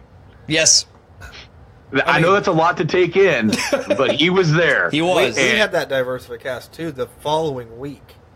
That's awesome. I'm so excited that so many people went to see this movie. I know that some people went straight to the box office to buy tickets for the next day. I know Kozad went the next day because we only got this little poster, postcard thing. I grabbed 5 of them.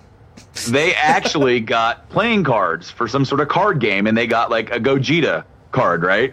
Well, when we went and saw the original Broly film back in September when they aired it in the theater, we got the Broly card of the original Broly. Cool. And Kozad's kid, that's his favorite character is Broly. So I gave it to Kozad to give to his kid, and because his kid was so excited.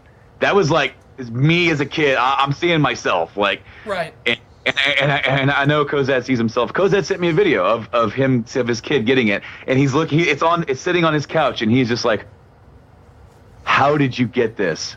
And Kozad said, "Like I said, I know people who kill people." Yeah. And he was just so stoked for me to give that to him, and then he wanted me to see how stoked he was, and I'm just so excited that I can make that kid's day, and. I know this movie, it made my day, it made a lot of people's day. Matt, I wish you liked it better. Tyler, I wish you liked it better. No, even though I'm maintaining my stance as the neutral party, I still loved it. I still think it's on par with Battle of the Gods and Resurrection F. Yeah. For me as a fanboy, I'm not going to shit on it because because if I shit on it and everyone shits on it for the little stuff that we as fans can nitpick about it, we're just going to stop getting it. Yeah. Toriyama was to the point where he did not want to do this anymore. He was done with this story. And if we sow the seeds of doubt in the franchise any more than it already was, he's just going to give up. Because he doesn't have to do it anymore. No. We are going to get, they've already said they're doing more episodes of Super. Mm-hmm. The manga has continued on. I haven't been reading it, but I've kind of been up to date a little bit. It's taken them back to New Namek. There's a new villain, and there's things with Dragon Balls going on. So I'm excited to see more. I'm excited to see where the anime takes it. Do they follow that arc? Do they pick up right after the Broly thing? With the two kind of going in two different directions, it's awesome because just like anything else in adaptation, whether it's The Walking Dead or or anything else. You have 2 different versions to read and or watch, and that's nothing but good things. We got video games galore. We got a brand new action RPG coming out, right? For Dragon Ball. I'm just super hyped for more Dragon Ball. I cannot wait for this movie to come out on Blu-ray so my wife and kid can watch it. Yeah. My kid, he knows what Dragon Ball is just based on this. What did he say? He said that's Dragon Ball. He doesn't understand it yet, but he knows what it is, and he will know more soon. Before I bring up like just maybe 1 or 2 more things about Broly, I want to touch on the comments here. So we got Derek Evan Relaford. I never know what you guys are talking about, but I like watching. Thanks, man. Appreciate it. It's kind of a grab bag of stuff and things. You never know. You never know what you're gonna get. But we like doing it that way because it keeps it fresh, and we can talk to anybody about anything and bullshit our way through it and have a great time doing it. It's like that bin at Walmart where you go to like see all the movies. The $5 like, bin. oh shit, Turner and Hooch is in this thing. We are the $5 bargain bin of podcasts. We got Nate Phillips joining the fracas. Frigid Pod Daddy dropping by to bless this pod with these fine fellows. Shout out to Brando. May the Uberman strike back. He also said, "Who is that 10-year-old by Matt? A 10-year-old Patriots fan." LOL. It's anti-Tyler. Hello. Ariel Like Tatum. winners. I loved the movie. The music sucked. Can we talk about the music? Yes. Yeah. Thank God. I totally forgot about that, but shit, it was terrible. Go Broly, go Broly, Broly! Kristen the entire time was looking at me like, oh my God, I loved it. It was so cringy. I felt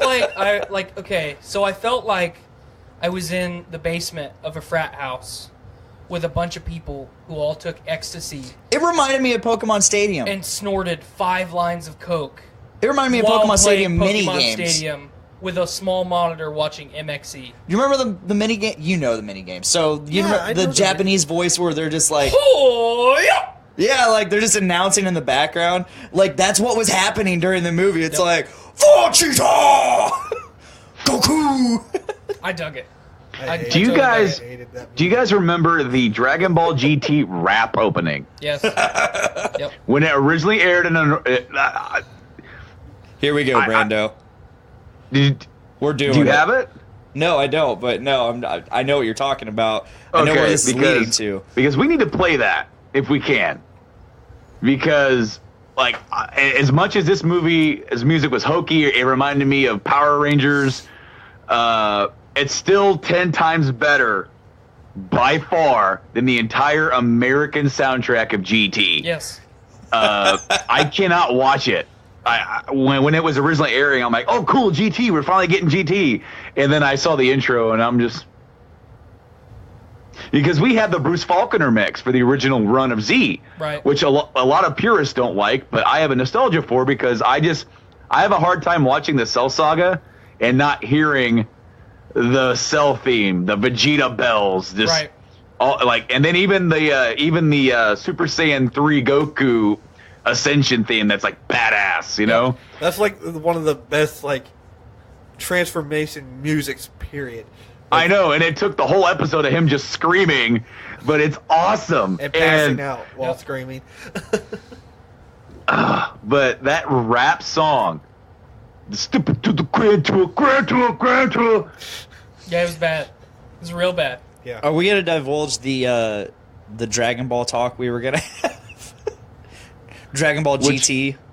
All right, so before this podcast came about, me and Blaine, we were trying to talk about when we were going to talk about Broly. We're going to do it as a video or so, tack it on to a Game Addicts episode.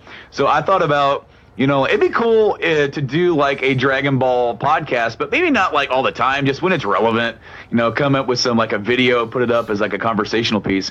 So then I'm like, what would you call a Dragon Ball podcast? I'm trying to think of names, trying to brainstorm, right? So I came up with Dragoncast GT, because Dragoncast sounds cool, but everybody's going to have that. Nobody wants to name their podcast after GT. Right. So you got it. So then I'm like, well, what does GT stand for? It originally stand for Grand Tour. I'm like, Dragon Ball, good talk. or Dragoncast. Good talk. Yep, count me in. Sign me up. Good talk. I've already Good talk. subscribed. I'm downloading every episode. I had to take the. It was originally Great Talk, right? Great talk. Well, because Grand Tour, Great Talk. I was trying to. I said no. It should be Good Talk and go back, like harken back to Vacation. Mm-hmm. Good talk, son. Good talk. Yep. And this has been a good talk, guys. I'm going to have to end up dipping out of here. It's almost dinner time. Thank you guys so much for having me on here to talk about Dragon Ball. I'll be back on anytime to talk about Dragon Ball with you fellas. It's been a great time. I cannot wait for more Dragon Ball. Well, thanks, fella. Yeah, thanks for coming. Well, gee, Willikers, fellas, it's time to get out of here, and I think I need to go eat some bacon. I love bacon. I'll join you for the podcast at work tomorrow. Well, of course, that's what we. Work is basically just a non-recorded podcast all day, intermittently. Yes. I miss you, Tyler. Thanks for stopping by, Good to see you again. I miss you too. See you, Brando. Blaine, I'll see you tomorrow. Yeah, see you, man. It's like, fuck off, Blaine. Later, guys. Later. So real quick, what would you guys... I kind of know what we're going to be saying, but like, I like to give movies ratings, like letter grades. What would you give Broly? Just your letter grade. I'm pretty solid with a B+, A-. I thoroughly enjoyed this movie. I'll give it a solid B-. I think that's fair. That's average. For me, I'm going with a C. Just a middle road C. Average. I get you. For me, if you have a C as a movie, you're kind of below average. I'm very jaded, though. We've established this. Right. What's hilarious, so you said this movie is trash, and I immediately texted Tyler personally, and I said, this movie is the farthest thing from trash. Matt is just super jaded. And then what comes up next in the group chat? Immediately, I read him in his voice saying, Matt is just super jaded. You immediately, and I opened my phone and it said, I'm just super jaded. Like, immediately after I read it. You know me really well, Blaine. But I do. I'm so picky with movies. And I am too. I mean, I think we've established that as far as movies go, you and I are a lot pickier than Blaine is. Yeah. And I think that's fair. You and I think we have a bigger hard-on for movies than Blaine does. It's funny but I've noticed this too, is we kind of tend to lean opposite directions of movies. Whereas like certain movies that you think are bad, I'll lean towards, no, I enjoyed them, and vice versa. So like Venom, I watched over the weekend. Did you enjoy it? Again, to me, it was a C- to a D+. Okay.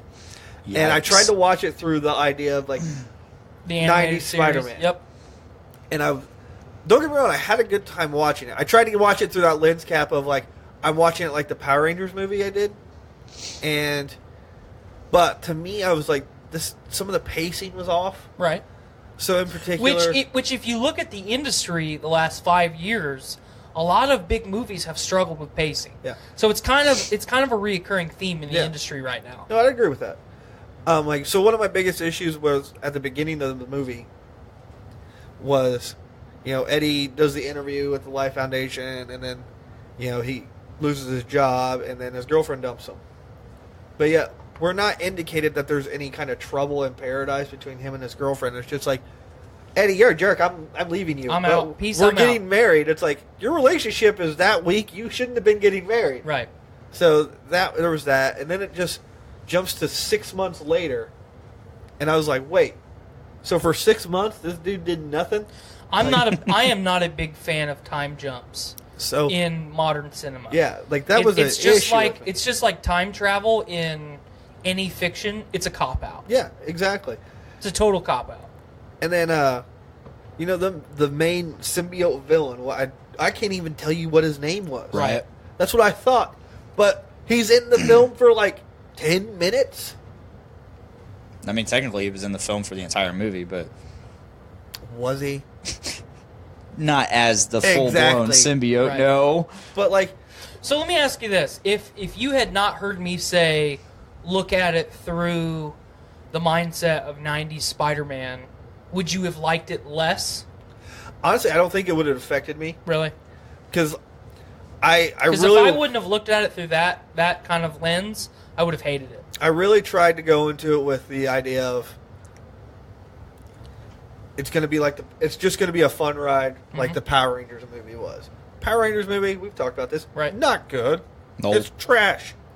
I wouldn't call it it's trash. Trash a lot, but it's not a great film. It's a good descriptor. Yeah, but like it was a fun movie, but it's not going to win no Oscar for screenplays or nothing. And to me, that's what Venom was. Here's what I think would have helped me with Venom. I hate short movies. It was an hour and a half. Yep. If you give me, I'm a big fan of. If I'm spending $40 to go to the movies, I want a 3-hour long movie. Like, if you give me even just 15 more minutes and use that 15 more minutes to give me some of the things I talked about, of like, hey, was there a little trouble in paradise between this couple? Right. And who the fuck was Riot? Because all of a sudden he just took over the guy at the Life Foundation, and all of a sudden it's like, oh shit, this is the bad dude. Mm-hmm. Like, if they've kind of been alluding to that throughout the movie, though, with the transitions between people. You don't know who he is. No, you don't. But it's there. You know something is coming. You know who something is. Venom says, "Riot is my commander." Yeah, but you see this thing looming in the background. That's one line in the film, right? Like, give me some character building of that villain. You know, I agree with that. But at the same time, like, we still had Riot coming. We knew something was coming. Mm-hmm. This thing is clearly malevolent. This is happening. And then it finally gets to Life Foundation dude. Can't remember his name. Riz Ahmed's the actor. Didn't really care. Didn't really care who he was. That's the point, though. But you don't know who the guy is. You know he's really rich. You know he's pretty fucking smart. But... Like, you don't really give a shit about him. Like, I think it would have been kind of an asshole. Don't I really give a shit about him. It's an origin story. Yeah. I mean, you have to acknowledge it's an origin story.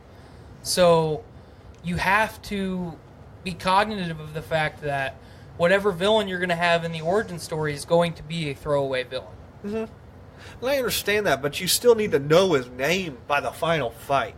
Yeah. But what about Green Goblin and Sam Raimi's Spider-Man? Everybody knew who he was. Yeah. Very true. Because it's not a throwaway villain. You know, he was from the beginning. Well, but is he Spider-Man's main villain, the Green Goblin? No. Pretty close. He's up there. Doc Ock. Spider-Man's main. Doc Ock and Green Goblin. I would also say Venom is Spider-Man's main villain, but I would agree with that. But when you think rival. of like who's the main nemesis? Like, you know who? A good comparison for me: Ra's al Ghul in fucking Batman Begins. Yeah. Throwaway. Absolutely. What a fucking throwaway. It kind of pissed me off that it was Liam Neeson in a throwaway role. Liam Neeson is kind of like fucking Sean Bean to me. They're both, I mean, yeah. You know they're going to die in the first movie. Yeah. But so... Qui-Gon! Right. Man. The Metachlorians did it. Goku took the Metachlorians. That was good fucking improv for me. Dude, that because on it the just spot, flowed. Yeah. What were we talking about? UI, Goku's Ultra Instinct. Yeah. His body His body and mind were both you broken. comparing you comparing fucking midichlorians to Ultra Instinct, solid. Absolutely solid. I love how we're reviewing our own show within the same episode. So back to Broly. Yeah. Because we don't want to make this a 3-hour long podcast tonight. I, in good conscience, could not give it less than a B-. Yeah. Because of Bio Broly. but just hear me out. As a Dragon Ball fan, as a Dragon Ball Z fan, as a fan of the characters of the manga, the anime, the fucking merch, the video games, the fucking Funko Pops. Like, I am a fan, okay? There are very few things that rival my love for Star Wars. Marvel doesn't do it. DC doesn't do it. Mm-hmm. Dragon Ball fucking does it. Well, we're on the subject of Funko Pops. You got a Gizmo. I got Funko a Gizmo Pop. From fucking Gremlins. Thanks to my wife. Dig it, man. I saw Gremlins. I saw this at LaFiCon before Christmas, which, Can by I the put way, you in a microwave? No. Damn it. LaFiCon before Christmas, there was a bunch of Gremlin shit there. I'm just gonna say that right now. A bunch of Gremlin shit. Gremlins is a Christmas movie. Very true. It's one of my favorite movies growing up. So I saw this this pop vinyl, and I'm like, Miranda, look. I kept showing people. I was like, dude, there's a fucking Gizmo fucking pop vinyl. And I went to show Nate, Pod Daddy Nate, and it was gone. Oh yeah, I have 12. It was gone, and he's like, "Is this thing even real?" I'm like, I was like, I don't know. Somebody apparently bought it. Turns out my wife bought it and gave it to me for Christmas. Shout out Miranda the Phantom Tyner. So as much as Bio Broly was an awful movie, I haven't even seen it. Oh, it's awful. It's bad. He always told me not to see it. He had it. It is real fucking bad. Didn't you have like the Broly 3-pack DVD? Mm-hmm. I got the whole, like the original Dragon Ball movies, like the double pack movie 1 through 4, movie 5 through 8. I was whatever. working on those. I started individually. No, I just bought the packs because they were on sale at Walmart one day for like $9. Aside from watching the original Dragon Ball series, just like maybe 3 or 4 episodes at like age 5 on Sci-Fi in the morning, my first real introduction to Dragon Ball was Matt watching a little bit of the Cell Saga, a little bit, and then the movies. We watched Cooler's Revenge. We watched Broly. We watched Broly's Second Coming or whatever. Never watched Bio Broly. He straight up said, "I'm not watching this." I didn't let him watch it. You straight up were like, "We're not going to watch this together." And I'm like, "But it's the third movie, and I've already watched the first 2. You're like, "No, we're not going to watch it." You don't need a third one. And I was like, I kind of put the second Cooler movie on there too, on par with Bio The Broly. big Getty Star. Yeah, the fucking big Getty Star. The fight scenes though, The pretty fight scene fucking between cool. with Goku and Vegeta fighting all the Metal Coolers was pretty cool. Yeah, when fucking Metal Coolers got Goku by the neck, and fucking Vegeta comes in and kicks him in the head, like that's good stuff.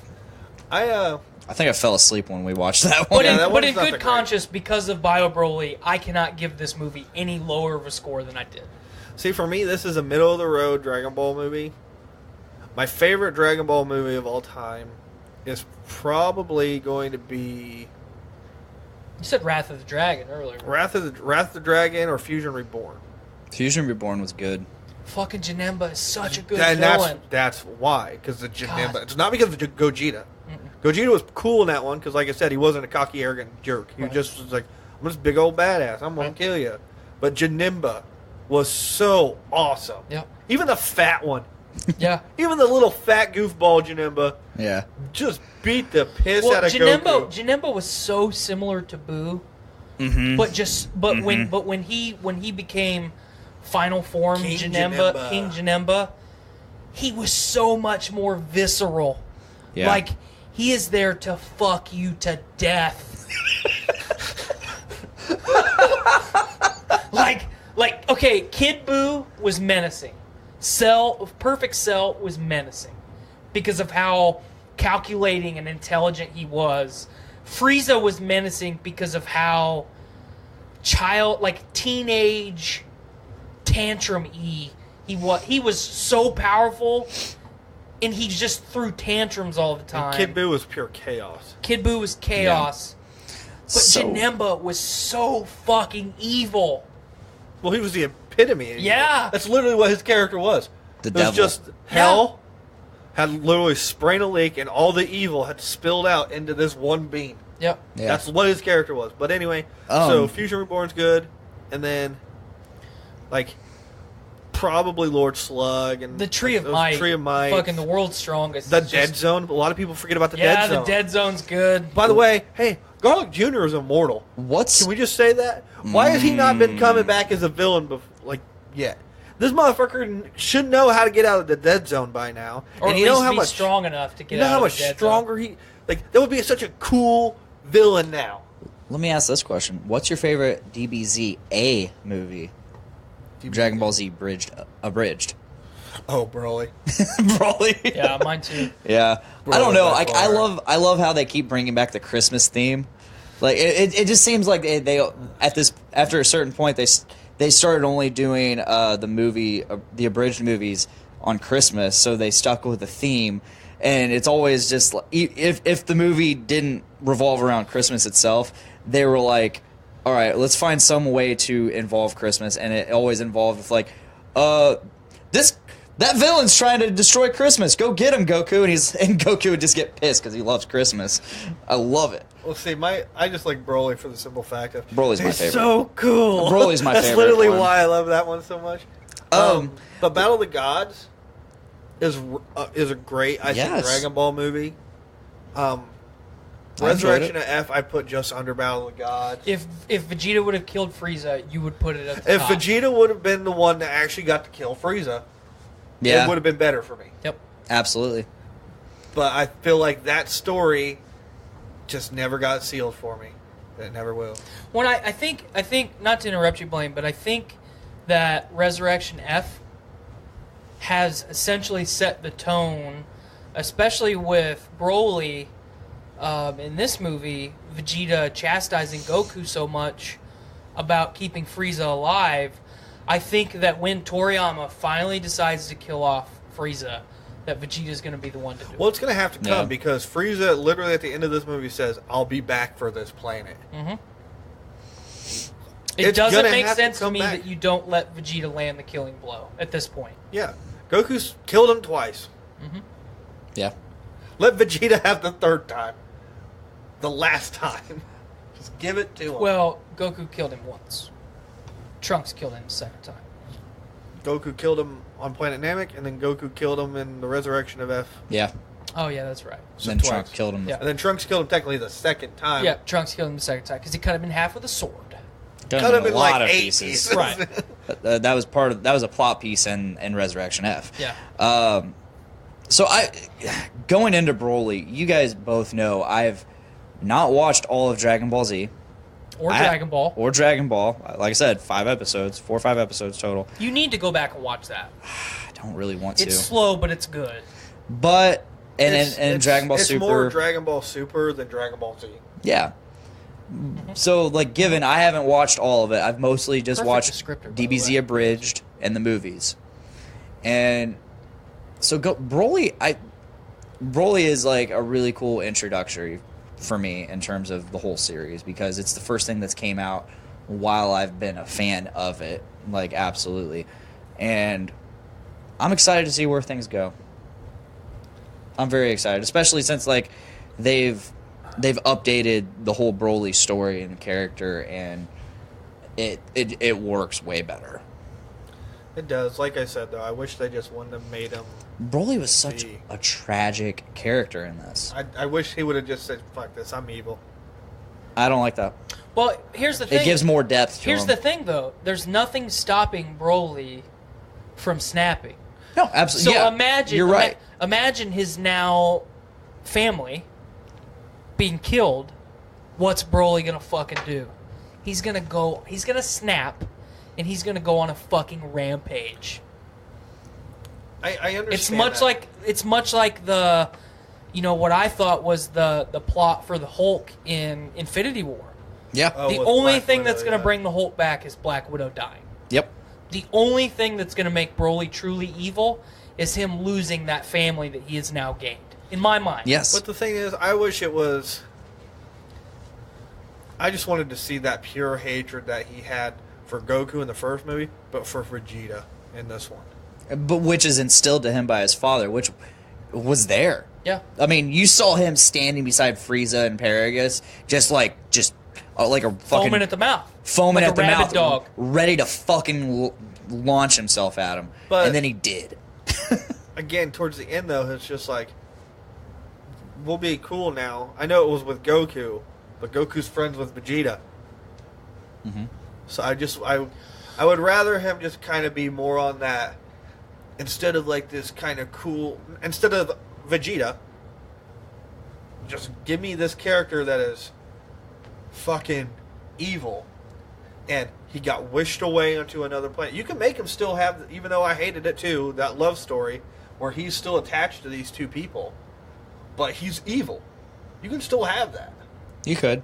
But he's right now, he's just stuck on the planet. He can't what if get the off. next arc is They all have about ship. Broly? They can leave if they want. What if they hide the ship and say, we don't know where, like, it blew up when we were here? Right. What if the next arc is just straight Broly? Oh, just Broly? Yeah. I'd be okay with that. Like, I'd be okay with super focusing on Broly. I would have to see where it goes. Absolutely. It would be difficult. You would have to have some really or have good some plot. episodes every so often where it's just like showing what's Broly up to. So what kind of wacky zany adventures is Broly good So into? one thing that I want to point out, and I don't want to ramble, but in Broly's Berserk form, the beginning was all rage. Yeah. The end of his Berserk form was all sadness and emotion to me. I have some comments. Because I feel like that whole act of the film, you saw him go from a foaming dog, or a dog foaming at the mouth, to someone who has limitless power that's just broken and has nothing left. So I have nothing left but to keep going. Yep. Do you guys think that he reached his limit? No. I think he did. I don't. Because once Gogeta entered, I mean, yeah, Gogeta was still working, but he was keeping him at bay. But and at no point did Broly challenge him at that point. But Zenkai boost, my man. I don't know about Broly that. is now stronger because of that fight with Gogeta. Is that what that is? Mm-hmm. Zenkai boost? A saying, anytime they are in a near-death experience, will come back stronger because of that near-death experience. Okay, I knew about that, but I didn't know what the termage was. Yeah, that's Zenkai boost. Okay. So essentially, Vegeta hints at it early on in the film that he's learning as he's going. Mm-hmm. And there are several times where he is beaten into a corner, and then it's like instantly, it's like flipping a switch. But it seems to be much faster than the others. Mm-hmm. So he is such a prodigy in the way that Goku is, because of his limitless, untapped potential. I see what you did there. I don't think it was on purpose. You said prodigy. No, I said prodigy. It sounded like you said prodigy, which is like a tragedy and a prodigy. Yeah. Which like I said, maybe that is what I said, because that's what I meant to say. Well, there you go. I think that's what we're gonna go with. But like at this point now, he learned so fast and so well. There's no reason that if he does make the switch to being evil, did you guys notice? That he can't challenge Gogeta. Did you guys notice that Goku going God form, God 1, Red God, putting that little stopper like I'm gonna stun you shit? I fucking hated that. I hated it too. It's whatever. It didn't bug me. Whatever. It gave him some time to sit there and talk to him. Little character development within inside the battle. Broly did it to Goku. He learned that. Mm-hmm. That's so cool to me. That's so cool to me that he just saw it happen. So as much as I hated that technique, how it just came out of nowhere. It is in the manga though. Right, but I don't read the manga. I don't either, but I know it's in the manga. I'm a filthy American, and I watch the anime. It's in the manga, but I don't know how it is in the manga. I understand this of not everything translates to anime, but where the fuck was it in the Tournament of Power then? Mm-hmm. Why the hell didn't he put Jiren in that? The thing is, he didn't need to because he wanted to challenge. What do you Jiren. mean he didn't need to do it to Jiren? I don't know. I didn't watch it. Hold on. He didn't want to. He didn't want to use it. Okay, from what I know, this is the limited of what I know. Which is very limited. Very limited. He didn't want to use it on Jiren because he wanted to challenge Jiren. He didn't want to keep him at bay. Listen, he wanted to challenge him in the first fight. After he got his ass whooped, he didn't want to challenge him again. He didn't want to fight him anymore.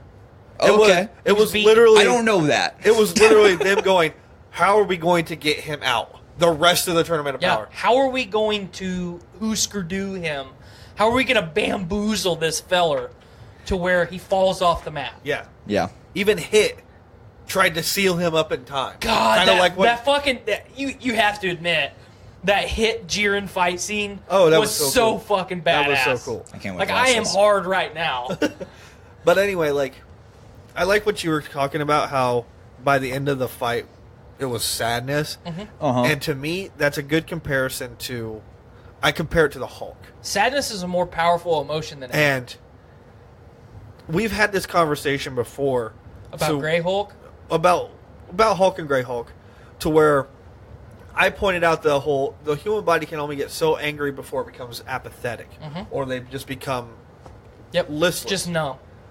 And I brought it up because of a Screw Attack video where they did Doomsday versus the Hulk. And to me, that's kind of what Broly is. He was this character that was so just enraged that just kept getting more and more powerful.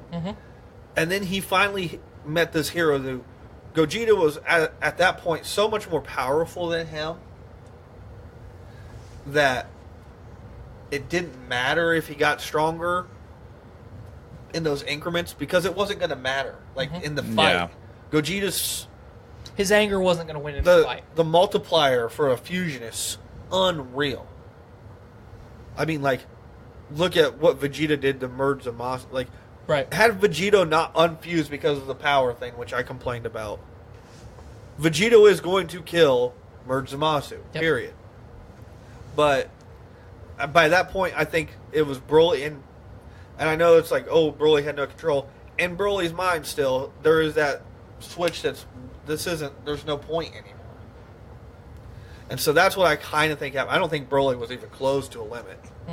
I think, so, going back to the Team 4-Star review, which I highly recommend, it's like an hour, 15 minutes long. They break down the entire movie. But they mentioned that what is the tension in this movie? The tension isn't, is Goku gonna beat this? The tension, because this is how it is. Once you said plot armor a lot, Goku has like plot armor up the ass. Oh yeah. The question isn't, in the end, is Goku gonna beat this? Goku has more fucking plot armor than Superman. Absolutely. Yep. The question isn't, is Goku going to beat... So is Goku going to overcome this challenge? We all know he is. That's what Goku does. Goku is designed to break every limit put on him. However, the tension isn't that. The tension is Broly going to survive this? And they bring that... Once Gogeta enters the field and Broly starts, seeing his limit at the time, we don't know what's in the future, but... For this movie, he hit his limit. And then the Chi-Lai and what's his fucking nuts staring at her ass, fucking what are they? We got to get the Dragon Balls because they're gonna fucking destroy Broly. That's the race to beat the clock. That's the race to beat the death of Broly. We want Broly to survive. You want Broly to succeed, and him succeeding isn't beating Goku. Him succeeding is surviving. Good point. I take it. I get that, yeah. I think I went a little more in depth than they did on the Team 4-Star review. That's just because we're better than them. I had an aneurysm. And we know it. And we went fucking Rain Man for a second, but... You do that sometimes. Sometimes it do really be like that. I blacked out. Honestly, I blacked out. I don't know what I said. But fucking Broly was good. What? But as far as the movie was concerned, I mean, it had a lot of misses for me. Do you want another Broly film? I don't want another Broly film. Do I want another Broly film? We got 3 fucking Broly movies before. Evil Broly. I think I would. 3 Broly movies before. Evil, one-dimensional fucking Broly. I want another fucking Broly movie. I think I would like another Broly movie where he does snap. And he goes evil. Give it to us. I could go for that. I could go for a Broly movie where it's just straight up fucking Broly. Like I was suggesting that Super follows Broly. What if we just got a fucking movie where it was just Broly? I think or, what's like most you likely said, right now is we're getting the Bardock movie. I dig that too. That fucking Bardock special was so good. I feel like with what they did to Bardock in this one, fans are kind of upset about it. Because, again, it was a hunch. Just like, I just got this weird feeling. Why? I need some context as to why you feel this way instead of a hunch. Yeah.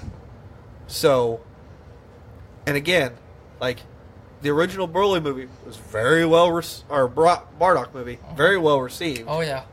And it's technically canon. So, although it wasn't like that in the Broly movie, you could kind of finagle it to make it resemble what it was. Mm-hmm. So, I think we're more likely, before we get another Broly movie, we're getting a Bardock movie. And I would dig that.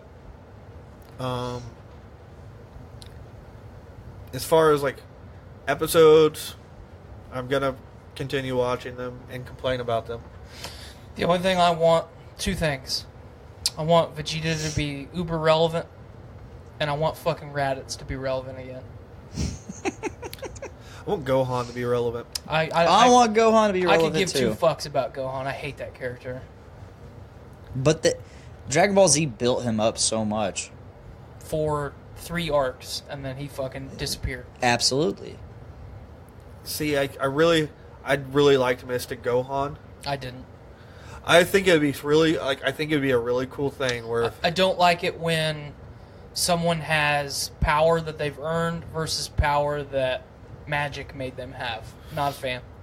I don't want magic in Dragon Ball Z. I understand that. I think it would be really cool though if like they brought him back to where all of a sudden he was like, I have to fight for what I have, and like because he trained under Piccolo for the longest time. Well, he's technically still training under Piccolo. So like, what if all of a sudden he adopted the mindset that Piccolo has of just go, go, go, instead of I'm a teacher.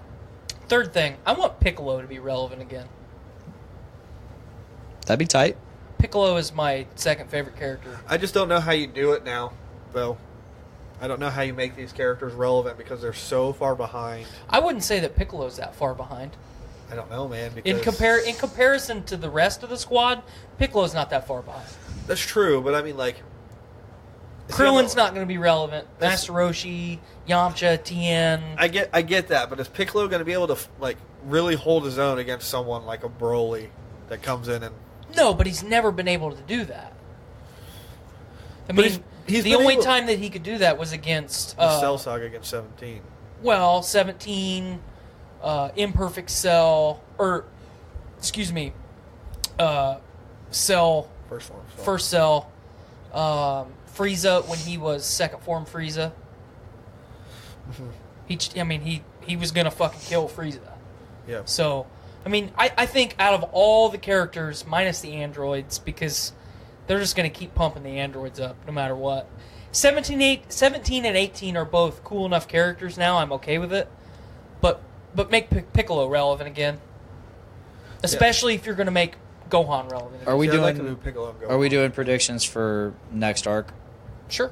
Okay. I think we're going to do some cross-universe stuff.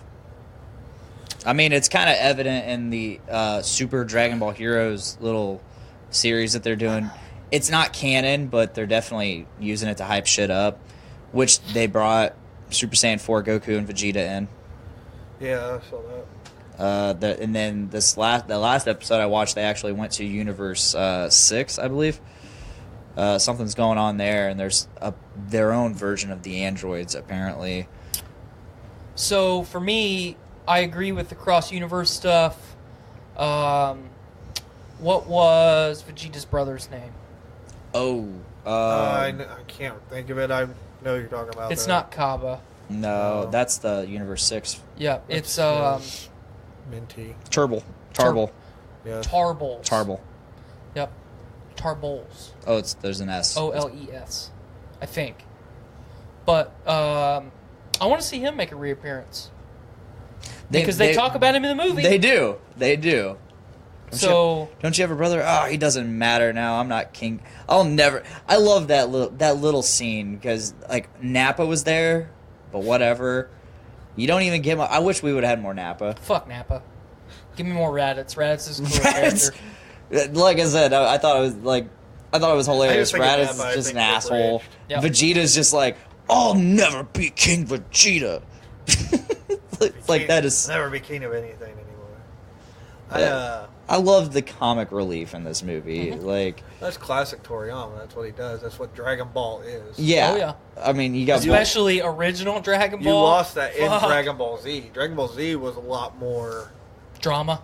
let's fight. drama, fight, and kind of let's be intense. Whereas, like I said, Dragon Ball Super has kind of gone back to the original formula of Dragon Ball, of just kind of a comic relief every once in a while. Like, if this was a Dragon Ball Z movie, those Dragon Balls are not used to make Frieza 5 centimeters taller. Yeah. Like, that's not happening. Which was the perfect foil to Bulma's 5 years younger. Exactly. And both of them had their reasons for their limit of, like, 5 centimeters versus 5 years. Like, that was funny. That was some funny shit. It's a nice little tie-in, I think, to what their story was. Because it was also funny that, you know, Goku and Vegeta think the worst, obviously. Like, especially Vegeta. They're like, what is he going to get the Dragon Balls for? Obviously, he's going to make himself immortal. Nope, he just wants to make himself taller. Yeah. I definitely love that. I love that Frieza is...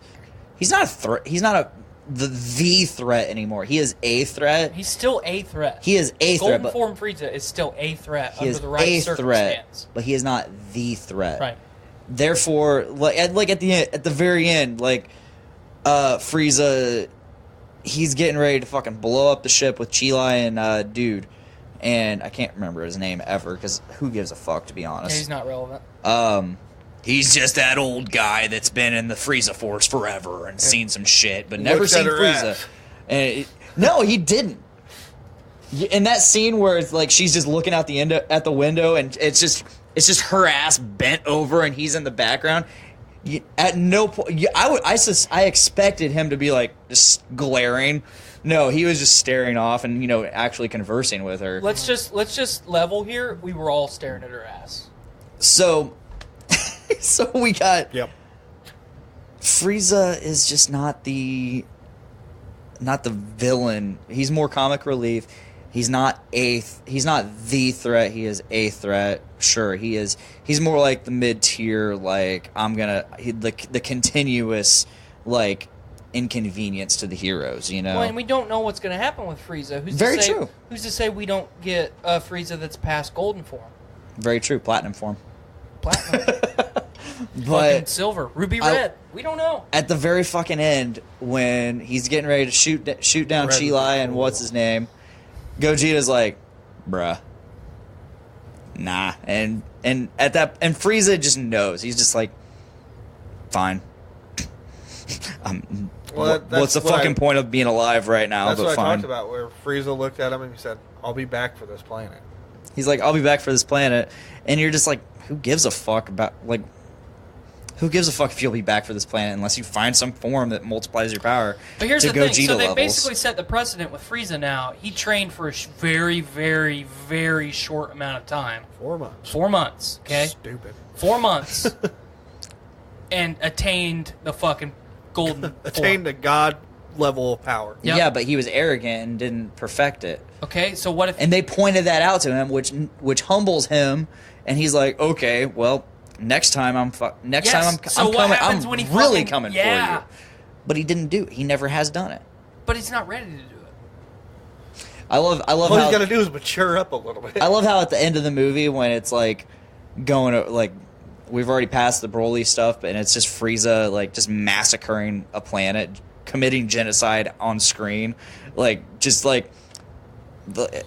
just committing genocide while he's like, yeah, we need to train Broly and use him, and maybe we can find a way to use him against them because clearly he's way more powerful than me. Which, by the way, he stood up to Broly for an hour while Gogeta was in the process of forming. Frieza's a badass. He is a badass. and then you got to have that nod to Whis, who's just like, oh, you almost got Dude, me. for one fucking time, I just want to see Whis Fight. go. We've seen him do one physical act, and that was knock Beerus unconscious. I haven't even seen that. We are That's going... in Battle of the Gods. We are going to see Whis go. That's kind of going to what I think the next arc is. For a long time, the rumored was after the Tournament of Power, it was going to lead into an arc called the Demon Arc. Oh. We've already met the Demon King, and that's Deborah from Majin Buu Saga. Mm-hmm. However, Whis is an angel. Opposite of angels are demons. Mm-hmm. So, one of the it's kind of a fan theory, but it was pretty what looked like supported with evidence around the show that some of these angels weren't angels at all. They had other plans in mind. Like when their universe was getting destroyed, some of them were pretty happy that it did. Well, Satan was an angel at one point. Well, that's what they were talking about. Like in the Tournament of Power, when the first universe gets destroyed, Goku, the greatest story ever told. Goku's Bible. like, oh shit, this is real. And he looks at the Grand Priest, who's the second strongest fighter in all of the multiverse. Mm-hmm. And the Grand Priest looks at him like, do you want to try something? Like, the Grand Priest has like this evil ass grin on his face. So I think it'd be really cool if all of a sudden, what if Whis disappears and we find out that pretty much all of the angels have been killed? The gods of destruction can't do anything. No. And the they Omni King can't doesn't fucking touch him. The Omni King doesn't care. I believe Toriyama put it into perspective, saying, I think it was either Super Saiyan God or Super Saiyan Blue. I can't remember which. Super Saiyan God or Blue Goku is a 6, Beerus is a 10, and then Whis is a 15. Yeah. And the Grand Priest would be at minimum a 20. Well, we'll go with that. So who's Grand Priest again? he's the leader of all the angels. He's Whis' dad. Okay. Who's Zeno? Zeno's the Omni King. Okay. He's God. God. I knew that much, but... Yep. Zeno's the one that's just like, raise a finger, hey, I just destroyed 6 universes. For the record, where I'm at in Super, Goku just started fighting Beerus in God form. Just watch the movie, it's better. I already have. I watched that then 2 years ago. Don't watch the arc. Yeah, just skip. I'm already there. I'm It's already bad. through it. It's really bad. I'm already almost through it. Well, the next arc is Resurrection of F. Just And it's watch the movie. I already have. Then just skip it. Yeah, It's skip awful. the arc. They do terrible animations. Oh yeah, I'm aware, but I'm gonna keep watching it. Just skip it. I'm gonna Seriously, keep you get watching the just exact same to have story. it. Just to have it, I'm gonna watch it. Whatever. You've been warned. We tried. Yeah. It's like Bio Broly all over again. Fine, I'll just skip to the fight. I'll just skip to the part where Vegeta goes blue. Why don't you just watch it in the movie? I already did. Then why even watch it? Yeah, it's Because way why not? better Because it in might the be movie. fleshed out differently. It's not. I'm gonna find out. All right, let's end this. Let's end it. Plug Plug away. Tyler, Matt, thanks for always joining me. Typically, Thank you sometimes for always letting me return. you better have a beard next week. Fuck off. Him in his kitchen. I've got a beard on my balls. All right, so as always, you can check us out on Facebook, YouTube, and Twitch. Just podcast. I think it's Podcastrophe on all of those things, I believe. Yeah.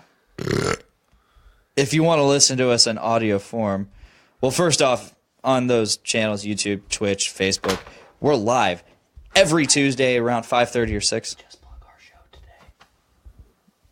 I want to plug it out. I'm plugging it all. Then fucking hurry up. God! You need to script this out, man. I have tried and tried to get him to let me just record the plugs. So then at the end of the episode, we just play the plugs and we're already on our way home. That's a good idea. Why But the he fuck won't don't do you it! that? You don't have a beard, so you don't have a say right now. I do. Why don't we do that? Plug away, my man. Plug away. In audio form, you can check us out every Thursday. Podcastrophypod.podbean.com or on iTunes, hopefully Spotify here soon. If you're not subscribed to us already and you're on the Journey into Comics network listening to this right now, subscribe to us. It's going to be great. However, if you're not subscribed to Journey into Comics, please subscribe to Journey into Comics. You get all kinds of shows like Journey into Comics, Journey into Wrestling, Poor 360, Crucial Tunes, Adulting Ain't Easy, Kids for Sale, Gallif Radio, Brews with Dudes, Journey into Wrestling, Dungeons with Dudes, and the best of the week. I don't think I forgot any shows. The voice of survival. You always say that. Did you say Podcastrophe? We're on there. Okay. We're on the Journey into Comics Network. Please check us out. And Oh man. as of yesterday, we have an event planned. March 23rd, Fun for Funds at North End Pub. It is $10 to get in. At 3 p.m. Saturday, March 23rd, you get live podcasting from Dungeons with Dudes, Journey into Comics, Podcastrophe, Brews with Dudes, until about 7:30. And at 7:30, live music starts. You get bands like my band, band number 1, Weed Beat, no, not Weed Beat, Boner Jovi, Walk Among Us, and Yesterday's Chips. Every band that night features a host on a show on the network.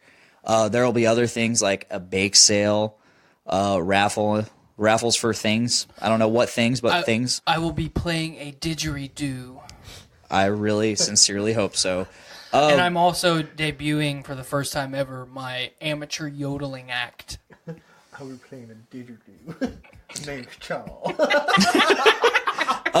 This event is to raise funds for the network so we can afford things like, I mean, we can already afford hosting, but it helps out. It'll be there for raising funds for merch. I can get my beard back. He can get his beard back. It's also mostly raising hype and awareness of the network and raising hype for the upcoming LoftyCon the following month. It's going to be a good time. Please come out to North End Pub if you're in the Lafayette area, or travel here if you really feel like it. It's $10 to get in. You get live music, live podcasts, and you get to hang out with us. I'm a co-host, and I just found out about this. What the hell? This is new. Okay. This is new. It's been planned. Nick, myself, and Nate. We've been planning this for a little bit. I also fucking contributed. You've been in the loop. I fucking contributed. You've been in the loop. Fuck off. I'm leaving. But yeah, come check us out there. It's going to be fun. March 23rd, North End Pub. $10. This guy. And if that is all, please make every day a big dick day. Fuck off, Blaine. Bye-bye. Bye, guys.